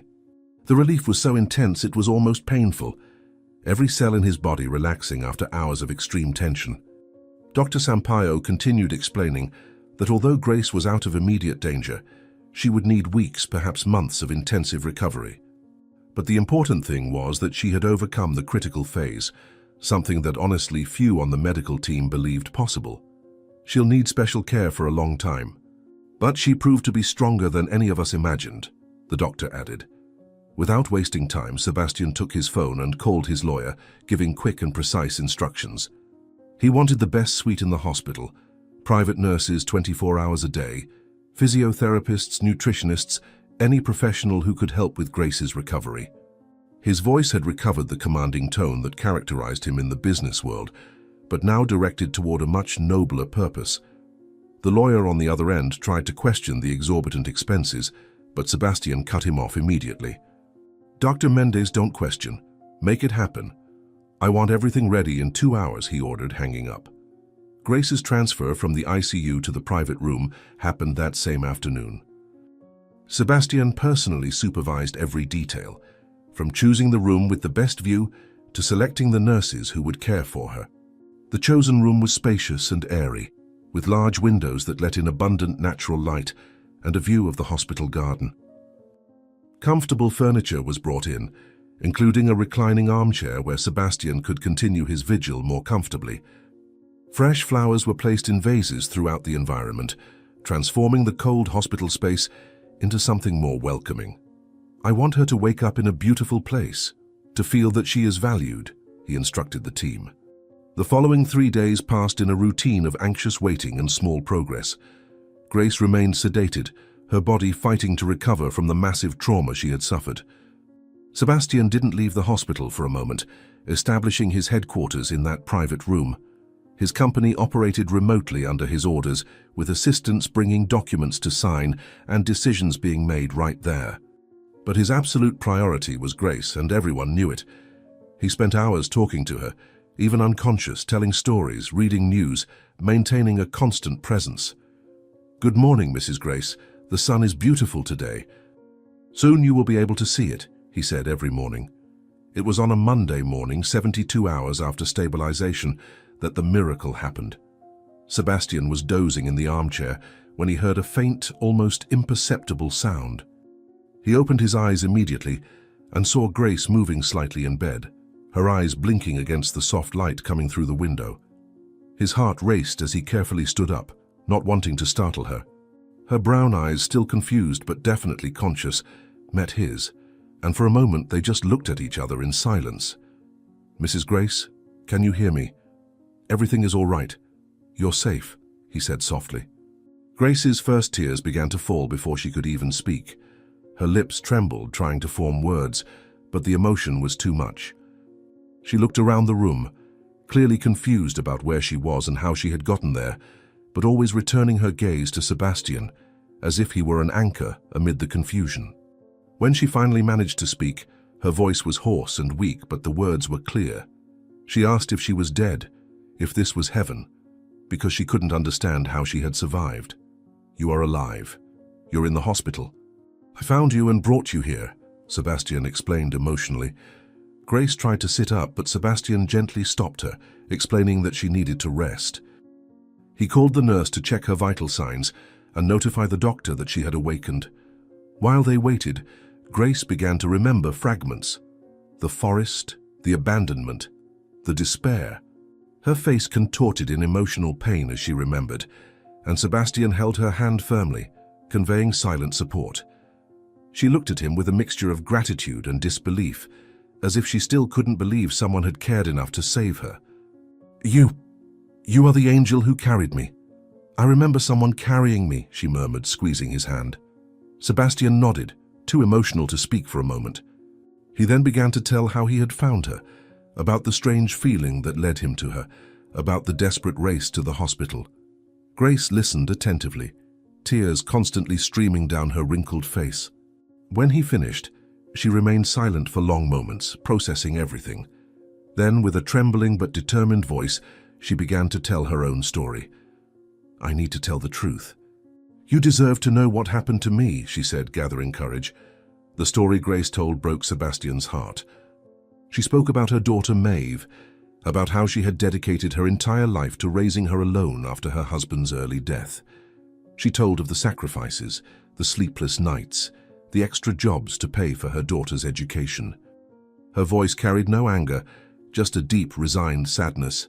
She explained how Maeve changed after getting a good job, becoming increasingly distant and impatient with her elderly mother.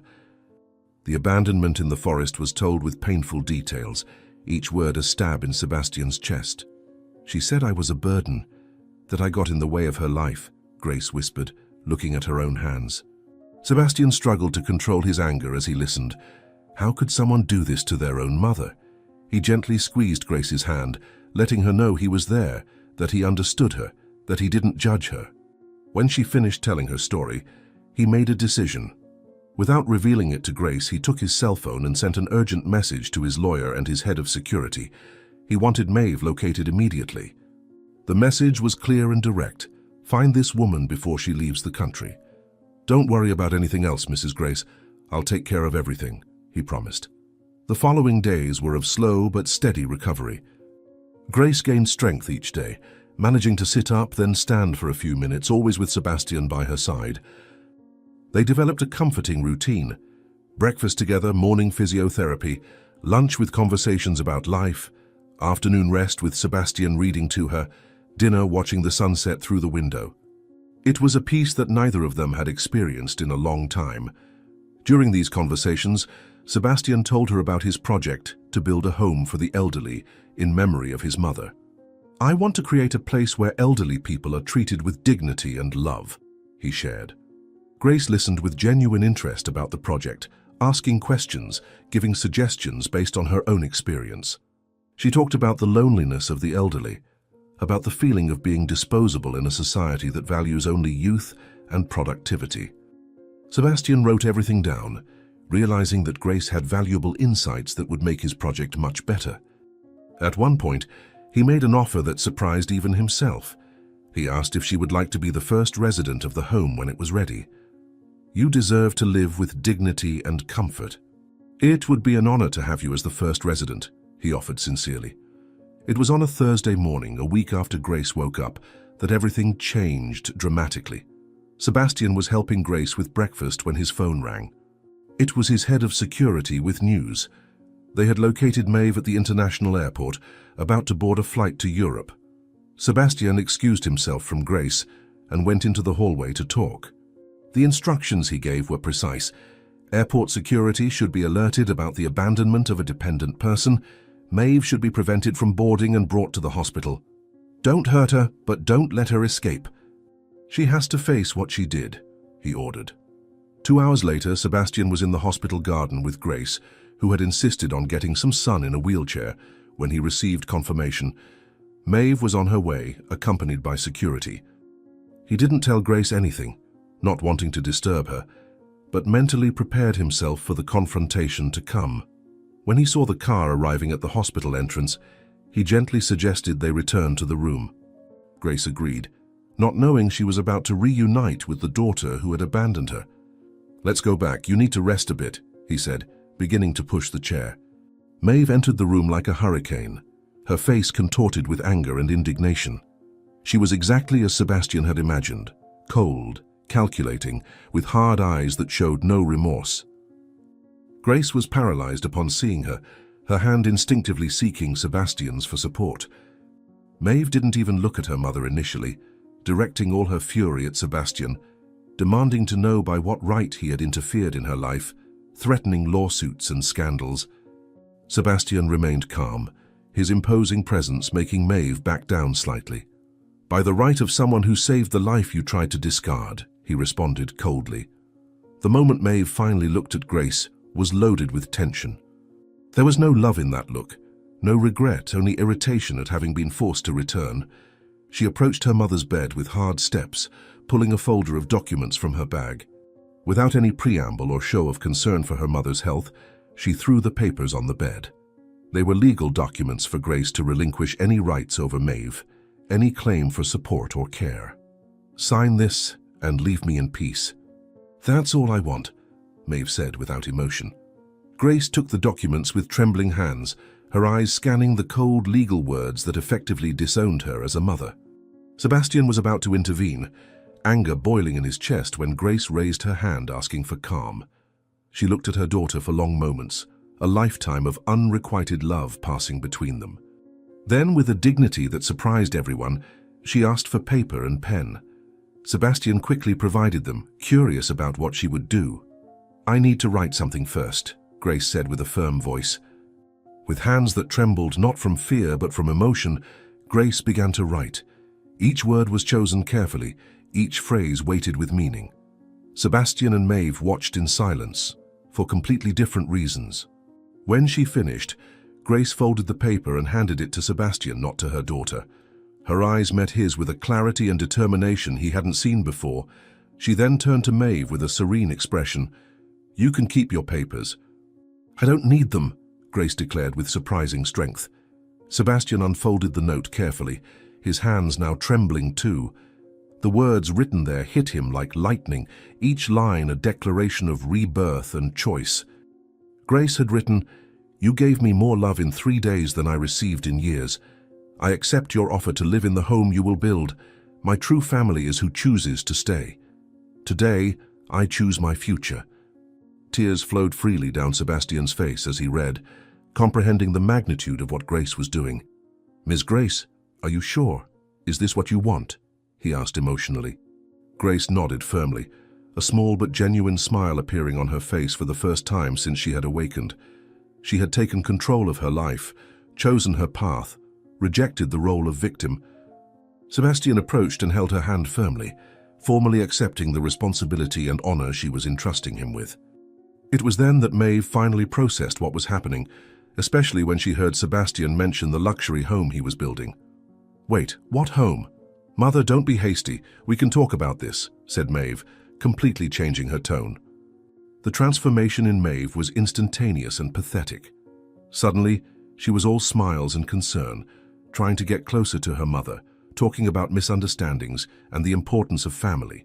She began questioning the legality of Sebastian caring for Grace, suggesting it was some kind of scam, that he was taking advantage of a vulnerable elderly woman.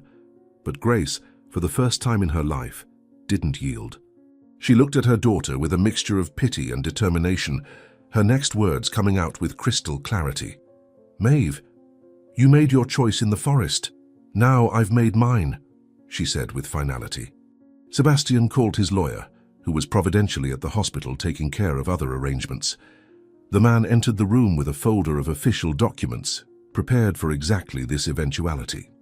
They were papers making Sebastian Grace's legal guardian, with her full consent, as well as documents guaranteeing her lifetime placement in the future New Dawn home. Everything was in order, legal and incontestable. Maeve tried to argue, threaten, even fake tears, but nothing worked. "These documents are perfectly legal, ma'am. Your mother is lucid and making her own decisions," the lawyer clarified. Grace signed each document with a steady hand, each signature an act of liberation. She wasn't just accepting care, she was choosing a new family, one based on respect and genuine care, not on obligation or blood. Maeve watched in growing shock as her mother effectively cut her out of her life, not out of anger, but for self-preservation and dignity. When the last paper was signed, Grace handed the folder to Sebastian and then took the documents Maeve had brought. "Now I can sign your papers too. You are free," she said, signing without hesitation. Maeve took her now useless documents with trembling hands, the reality of the situation finally hitting her completely. She had gotten exactly what she wanted, to be free from the responsibility of caring for her mother, but had lost any right to inheritance or future benefit. She tried one last card, appealing to sentimentality, reminding Grace of when she was a child, of happy moments they shared. But Grace remained steadfast, her gaze gentle but firm. "I remember everything too, Maeve. That's why it hurts so much." "But it's over," she replied with sadness but determination. With nothing more to do, Maeve headed for the door, stopping only to cast a final venomous look at Sebastian. She muttered something about this not being over, about lawyers and lawsuits, but everyone knew they were empty threats. When she finally left, slamming the door behind her, a heavy silence fell over the room. Grace closed her eyes for a moment, clearly emotionally exhausted, but when she opened them again, there was peace in them. "It is done. Now I can live," she whispered. Sebastian sat on the edge of the bed, still holding the note Grace had written. He read it again, each word confirming the mutual commitment they had established. It wasn't charity or pity. It was a conscious choice of two people who had found family in each other. He told Grace more details about New Dawn Home, about how he wanted her to help plan it, to make it a true home for elderly people who needed dignity and care. "You'll be more than the first resident. You'll be the soul of the place," he promised. Grace smiled genuinely for the first time in years, a smile that lit up her tired face and erased years of suffering. She immediately began making suggestions, gardens where residents could plant, activity rooms, spaces for visits, all designed to maintain the dignity and autonomy of the elderly. Sebastian noted everything enthusiastically, realizing that Grace would bring an invaluable perspective to the project. Together, they were creating something beautiful from the ashes of abandonment and loneliness. "I want a music room." "I've always loved music," she suggested with shining eyes. The following days were about preparing for hospital discharge. Grace was strong enough to leave the hospital, but Sebastian didn't want to rush anything. He arranged for her to first go to his mansion, where she would have continued medical care while fully recovering. Grace initially resisted, saying it was too much, but Sebastian insisted it was temporary until the home was ready. In truth, he was liking the idea of having company in his empty house. "My house is too big for just one person. It will be good to have company," he convinced her. The day of discharge was emotional. Grace was dressed in new clothes that Sebastian had provided, nothing extravagant but dignified and comfortable. She insisted on walking to the exit, refusing the wheelchair except for hospital protocol. The medical team that had fought so hard to save her said goodbye warmly, clearly moved to see her recovery. Dr. Lewis shook Sebastian's hand firmly, saying it had been an honor to participate in that miracle. "Take care of each other." "You saved one another," said the doctor. But before leaving the hospital, Grace insisted on one last thing. She wanted to go to the garden, to the same place where she had been with Sebastian when Maeve appeared. This time, however, it was different. There was no tension or fear, only peace and anticipation for the future. Sebastian pushed the wheelchair slowly, unhurried, both enjoying the morning sun and fresh air. Other patients and visitors passed by, some waving as if recognizing that there was a special story there. "It's a beautiful day for a new beginning," Grace observed, breathing deeply. Sitting under a leafy tree, Sebastian and Grace talked about plans for New Dawn Home. She suggested they have a program where young people could visit and learn from the elderly, creating bridges between generations. Sebastian loved the idea, already imagining partnerships with local schools. They talked about colors for the rooms, types of activities, even about having pets on site. Each idea was more exciting than the previous one, transforming what began as a memorial into something alive and vibrant. "It won't be a place to wait for death. It will be a place to live fully," Grace declared with conviction. Sebastian shared his vision of having professionals, not just medical staff, but teachers of art, music, gardening, anything that would keep residents engaged and happy. Grace also suggested having a program where residents could share their stories, creating a living archive of experiences and wisdom. It was evident that the project had become theirs, not just his. The transformation of a personal tragedy into something that would benefit so many others was powerful and healing for both. "Each resident will have a story. We will honor all of them," Sebastian promised. As the sun rose higher in the sky, Grace took a small notebook that the nurse had given her and began to write again. Sebastian watched curiously as she wrote with concentration, occasionally looking at him and smiling. When she finished, she tore off the page and handed it to him. It was a list of names of elderly people she had known over the years, whom she knew were in difficult situations or abandoned. "When the home opens, look for these people. They need what we're creating," she asked. Sebastian carefully folded the paper and put it in his pocket, along with Grace's first note. These two pieces of paper represented more than words. They were the foundation of a new life mission. He looked at Grace, this extraordinary woman who had survived the cruelest abandonment and chosen to transform her pain into purpose. She had lost a daughter but gained a new family, lost her old life but found a new mission. "You taught me that family is about choice, not blood," he said emotionally. Grace extended her hand and Sebastian took it, a firm grip that sealed their pact. They were not blood relatives, but they were family in the truest sense of the word. Two souls that fate had united in an unlikely way, transforming tragedy into purpose. New Dawn Home would not just be a building, it would be a testimony to the power of genuine care and human dignity. Each brick would be laid with love, each room prepared with care. "I promise that no elderly person will be abandoned there. All will be treated as family," Sebastian vowed. A nurse appeared, reminding them it was time to leave. Sebastian stood up and positioned himself behind the wheelchair, ready to push Grace not just out of the hospital, but into a new life. She placed her hands over his on the wheelchair's handlebar, a simple but deeply meaningful gesture. Together they began to move, leaving behind the place of pain and recovery, going toward a future they would build together. "Let's go home, Ms. Grace. Our true journey is just beginning," he said as he started pushing. As they crossed the hospital garden, other patients and visitors watched with smiles, as if they could feel the positive energy emanating from them. A nurse who had cared for Grace waved from the window, tears evident in her eyes. It was more than a hospital discharge, it was a rebirth. A declaration that love and care could transcend blood ties and create something even more powerful. Grace waved back, her face radiant with a happiness she had thought she would never feel again. "Thank you for choosing me, Sebastian. Thank you for giving me a family again," she thanked him with a choked voice. Sebastian stopped the wheelchair for a moment, went around it and knelt in front of Grace so they could be at eye level.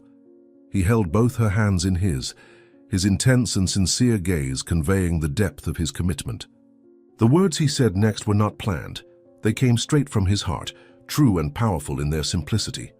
He promised that she would never feel abandoned again, never be treated as a burden, would always have someone who valued her for the treasure she was. "You saved me as much as I saved you. You gave purpose to my empty life," he confessed. With that final declaration, they resumed their path to the exit. Sebastian's car was waiting at the entrance, the driver already instructed about the extra care needed. While helping Grace into the vehicle, Sebastian looked back one last time at the hospital that had been the stage for so much drama and transformation. In just a few days, that place had changed 2 lives forever. Grace followed his gaze and understood, gently placing her hand on his arm. "Don't look back, Sebastian, our future lies ahead," she said wisely. Inside the car as they drove away from the hospital, Sebastian showed Grace the first architectural drafts of the New Dawn home. Her eyes sparkled as she saw the plans, making suggestions and observations that Sebastian immediately noted down to pass on to the architects. It was evident that the project had gained new life with her participation, transforming from a static memorial into a vibrant place of life and hope. Every detail was discussed with enthusiasm, from the height of the handrails to the width of doors for wheelchairs. "We want it to be perfect, a true home, not an institution," Grace planned enthusiastically.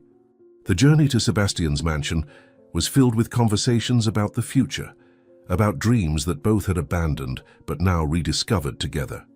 Grace talked about always having wanted to learn painting. Sebastian revealed his secret love for gardening. They discovered common interests, laughed at small coincidences, built a friendship that transcended the dramatic circumstances of their meeting. When the car stopped at the entrance of the mansion, Grace looked out the window amazed but not intimidated. "It's too big for just one person. Now I understand your loneliness," she observed with understanding. Sebastian helped Grace out of the car, noting with satisfaction that she was stronger, more confident. The domestic staff waited at the entrance, instructed to treat Grace with the utmost respect and care. Rooms had been prepared, nurses hired, everything organized for her complete recovery. But more important than the physical structure was the human warmth that now filled the previously empty house. Grace brought life to the place just with her presence. "Welcome to your temporary home. Soon we'll have our permanent one," said Sebastian, guiding her inside. As Grace settled into her new room, Sebastian stood at the door watching her touch each object with curiosity and gratitude. She wasn't impressed by the luxury, but rather touched by the evident care in every detail prepared for her. Fresh flowers, books on the bedside table, a comfortable armchair near the window overlooking the garden. Everything thought out for her comfort and happiness. She turned to Sebastian with tears in her eyes, but they were tears of joy. "No one has ever done so much for me. How can I thank you?" she asked emotionally. Sebastian approached and held Grace's hands once more, his characteristic gesture of connection and support. He explained that she was already thanking him just by being there, for having chosen to live, for having accepted to be part of his life and the home project. Her presence, experience and wisdom were priceless gifts. Together, they would create something that would change many lives, transform pain into purpose, abandonment into embrace. "Your gratitude is to continue living fully. It's all I ask," he responded sincerely. That night, for the first time in a long time, neither of them dined alone. Sitting at the dining room table, They shared a simple but meaningful meal, talking about everything and nothing, building the foundation of a friendship that would last for the rest of their lives. Grace told stories of her youth. Sebastian shared memories of his mother. They discovered that loneliness had been a common companion. But now, finally, they had found family in each other. "Today marks the first day of our new life," Sebastian toasted with orange juice. Before retiring to sleep, Grace insisted on writing one more note. This time, it was addressed not only to Sebastian, but to the future residents of New Dawn Home. She wrote about hope, about the possibility of starting over at any age, about the intrinsic value of each elderly person. Sebastian promised to frame this note and place it at the entrance of the home, so that everyone who entered would know that this was a place of dignity and love. "May everyone who enters here know, you are valued, you are loved, you have a home," Grace read aloud. While Sebastian accompanied Grace to her room, both knew they had closed one cycle and begun another.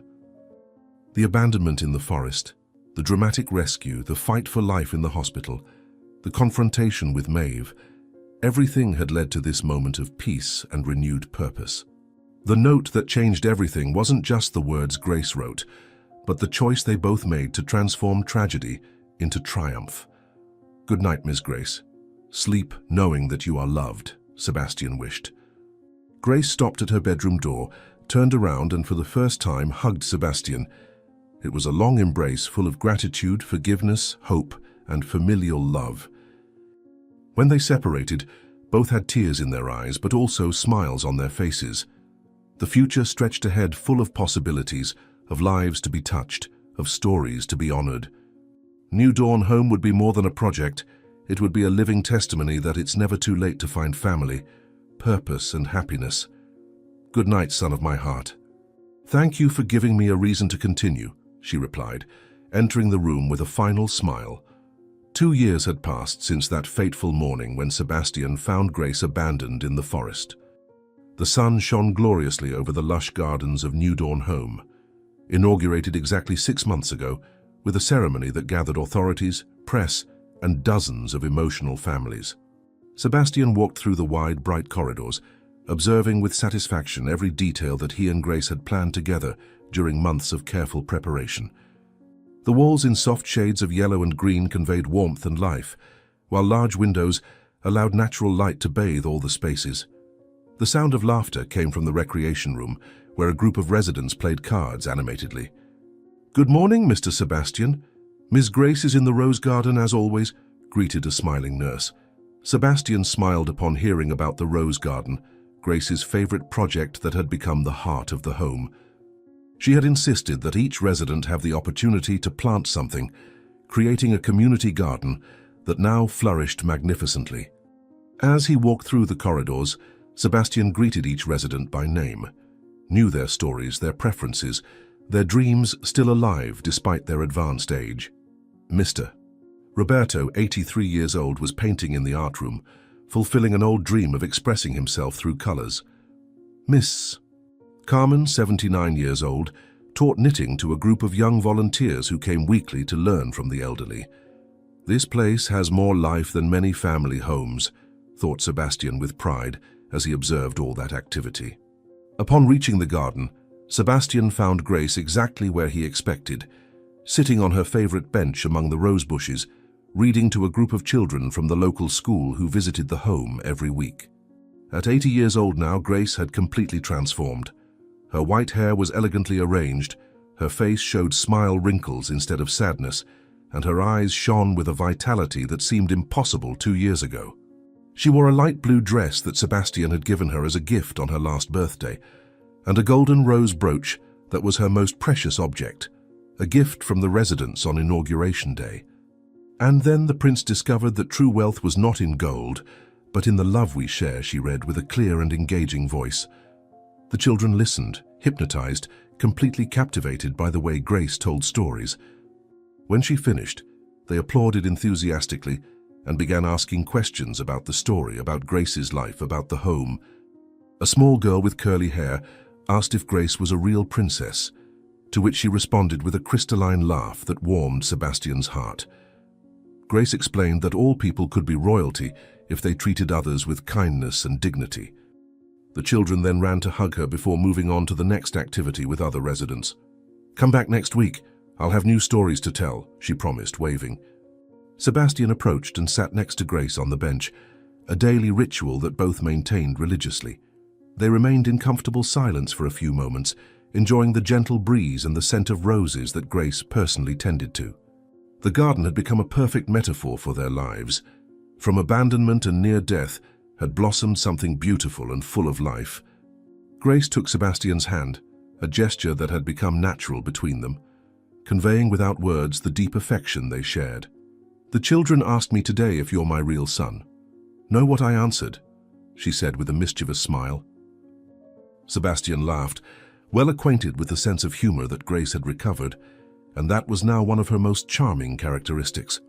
She loved confusing people about the exact nature of their relationship, sometimes saying they were family by choice, other times simply confirming that yes, he was her son in all the ways that mattered.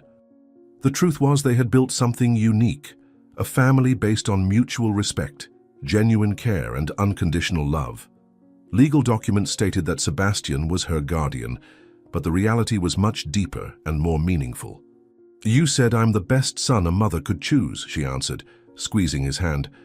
The New Dawn home had exceeded all expectations. With capacity for 50 residents, it was fully occupied with a waiting list that grew daily. But it wasn't just a place to live. It had become a vibrant center of intergenerational activity. Schools brought students to learn living history from the residents. Universities sent medical and nursing students for internships. Local artists gave workshops. Musicians made regular performances. Grace had been instrumental in establishing all these programs, insisting that the home should be an integral part of the community, not an isolated place. "We built more than a home, Sebastian. We built a bridge between generations," she observed, watching a teenage volunteer helping Mr. Juan with his tablet. Sebastian told Grace the day's news. They had received a substantial donation from a businessman whose mother was a resident, allowing for the expansion of the medical wing. 3 new residents would arrive next week, all with stories of abandonment similar to hers. And most importantly, they had received a national award for excellence in geriatric care. Grace listened to everything attentively, giving suggestions, asking questions, always concerned with the well-being of each resident. She had informally become the mother of the home, the person everyone turned to for advice, comfort, or simply a conversation. "We need to prepare a special reception for the new residents. I remember how difficult the first day is," she planned, already mentally organizing everything.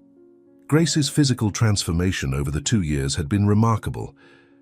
With proper nutrition, supervised exercise, regular medication, and most importantly, purpose and joy of living, she had regained strength and vitality. She walked without assistance, participated in all activities, had even learned to use a computer to communicate with volunteers and family members of other residents. Her most recent project was writing a memoir, not about abandonment, but about renewal and the joys of the third age when lived with dignity. "I want people to know that life doesn't end at 60, 70, or 80 years, she frequently explained. Lunch was always a special event at the home, served in the spacious dining hall overlooking the garden. Sebastian and Grace walked there together, greeting other residents along the way. Mrs. Teresa, one of the first residents Sebastian had rescued from a situation of mistreatment, waved cheerfully while finishing her embroidery. Mr. Francisco, a former teacher who had been abandoned by his children in a precarious nursing home, was giving an impromptu mathematics class to some interested staff members. Each person there had a story of pain, but also of rebirth. "This place heals souls, not just bodies," Grace commented, observing the vibrant scene. During lunch, Sebastian made an announcement he had kept as a surprise. Thanks to the success of the first home, investors had become interested in financing the construction of 5 more units in different states. The model created by him and Grace would be replicated, potentially saving hundreds of elderly people from abandonment and loneliness. Sebastian's condition was that Grace would be a consultant on all projects, ensuring they maintained the essence of care and dignity that made New Dawn Home special. The dining hall erupted in applause when Grace, emotional, accepted the challenge. "Let's spread love and dignity across the country," she declared with tears of joy. After lunch, it was time for Grace's physiotherapy session, but today was special. Maeve had called asking to visit her, something that had been happening monthly for about 6 months now. The relationship between mother and daughter would never be the same again, but Grace, in her infinite capacity for forgiveness, had allowed these supervised visits. Maeve had changed too.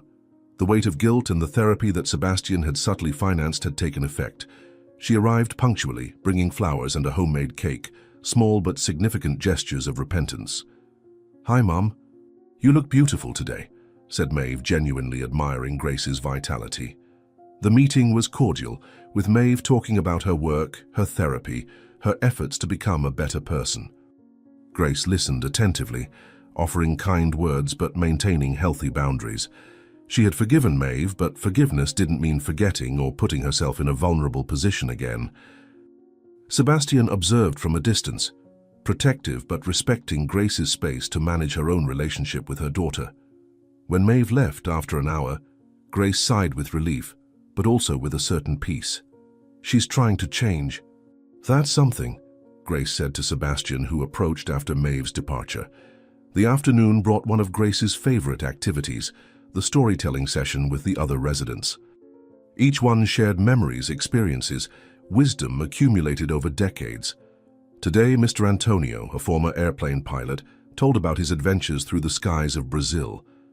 Donna Maria, a former seamstress, recalled the wedding dresses she had created. These sessions were recorded and transcribed, creating a valuable oral history archive that local universities had already shown interest in studying. "Each life here is a book waiting to be read," said Grace as she listened attentively to each story. Sebastian spent the afternoon in his office at the home, but it wasn't the same cold and impersonal office of his company. This one was decorated with photos of residents, drawings from visiting children, and gifts made by the elderly in craft workshops. He now worked with a different purpose. Each business, each investment was evaluated by its potential to help the home and its future projects. His fortune had found meaning, and this had transformed even his way of doing business. Partners commented on the change in him, more human, more connected, happier. "Money only has value when used to create happiness," had become his motto.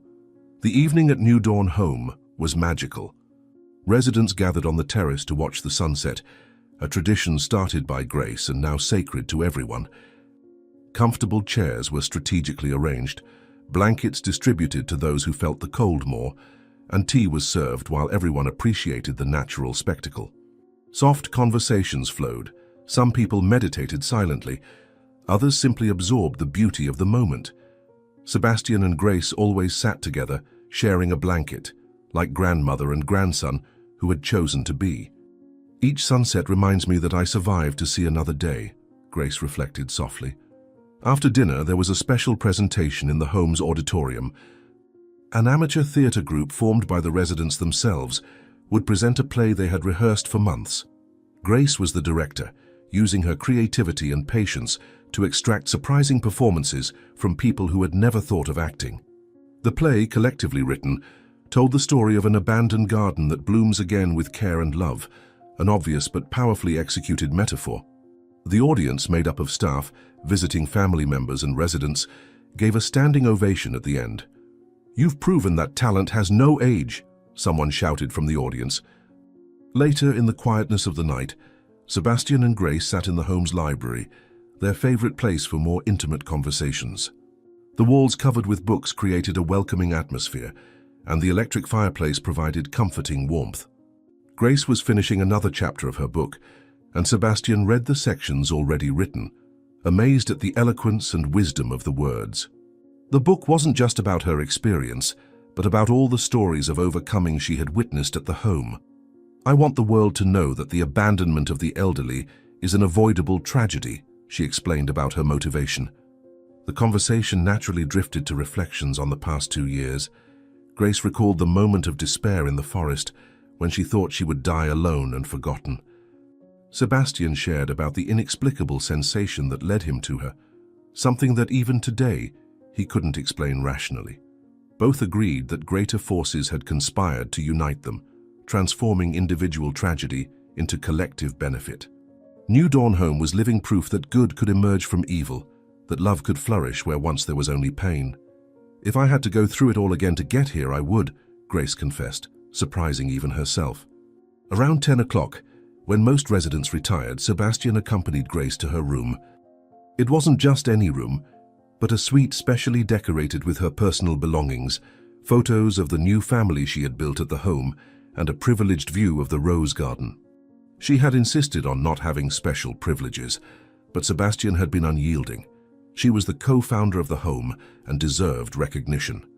On the bedside table, in a golden frame, was the original note she had written in the hospital, now a powerful symbol of choice and renewal. "Good night, my son. Sleep with the angels." She said goodbye as she did every night. Sebastian went to his own apartment in the home.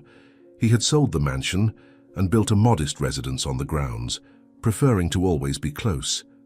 Before sleeping, he made his nightly rounds, checking if everyone was well, talking with the night staff, ensuring everything was working perfectly. In the main corridor, he stopped in front of the photo mural documenting the home's journey from construction until now. In the center, a photo of him and Grace on Inauguration Day, both radiant, surrounded by the first residents. "We saved each other," he murmured, touching the photo. The next morning, the home would wake up with its usual vibrant routine. Community breakfast, exercise sessions, craft classes, school visits, medical consultations, laughter, conversations, life in abundance. But on that quiet night, while 50 elderly residents slept safe and loved, Sebastian reflected on the miracle they had created. Each person there had been rescued from some form of abandonment or neglect, and now they formed a large chosen family. New Dawn Home wasn't just a place, it was a movement, a declaration that every life has value until the last breath. "My mother would be proud," Sebastian thought about his biological mother, in whose memory everything had begun. As the full moon illuminated the gardens of New Dawn Home, 52 souls slept in peace, 50 residents, Sebastian and Grace, each with its story of pain and overcoming, now united in a tapestry of hope and dignity. The cruel abandonment that had almost killed Grace had transformed into the salvation of dozens, soon hundreds, perhaps thousands of elderly people. It was the definitive proof that love, when chosen and cultivated, could transform the world one life at a time. And so, in that place where the impossible had become reality, the story continued to be written, day after day, with inks of hope and colors of renewed joy. Now tell me in the comments where you're from and tell me, did you like this story? Then subscribe to the channel, leave your like and check out the next one that's waiting for you here on the screen. I'll wait for you there.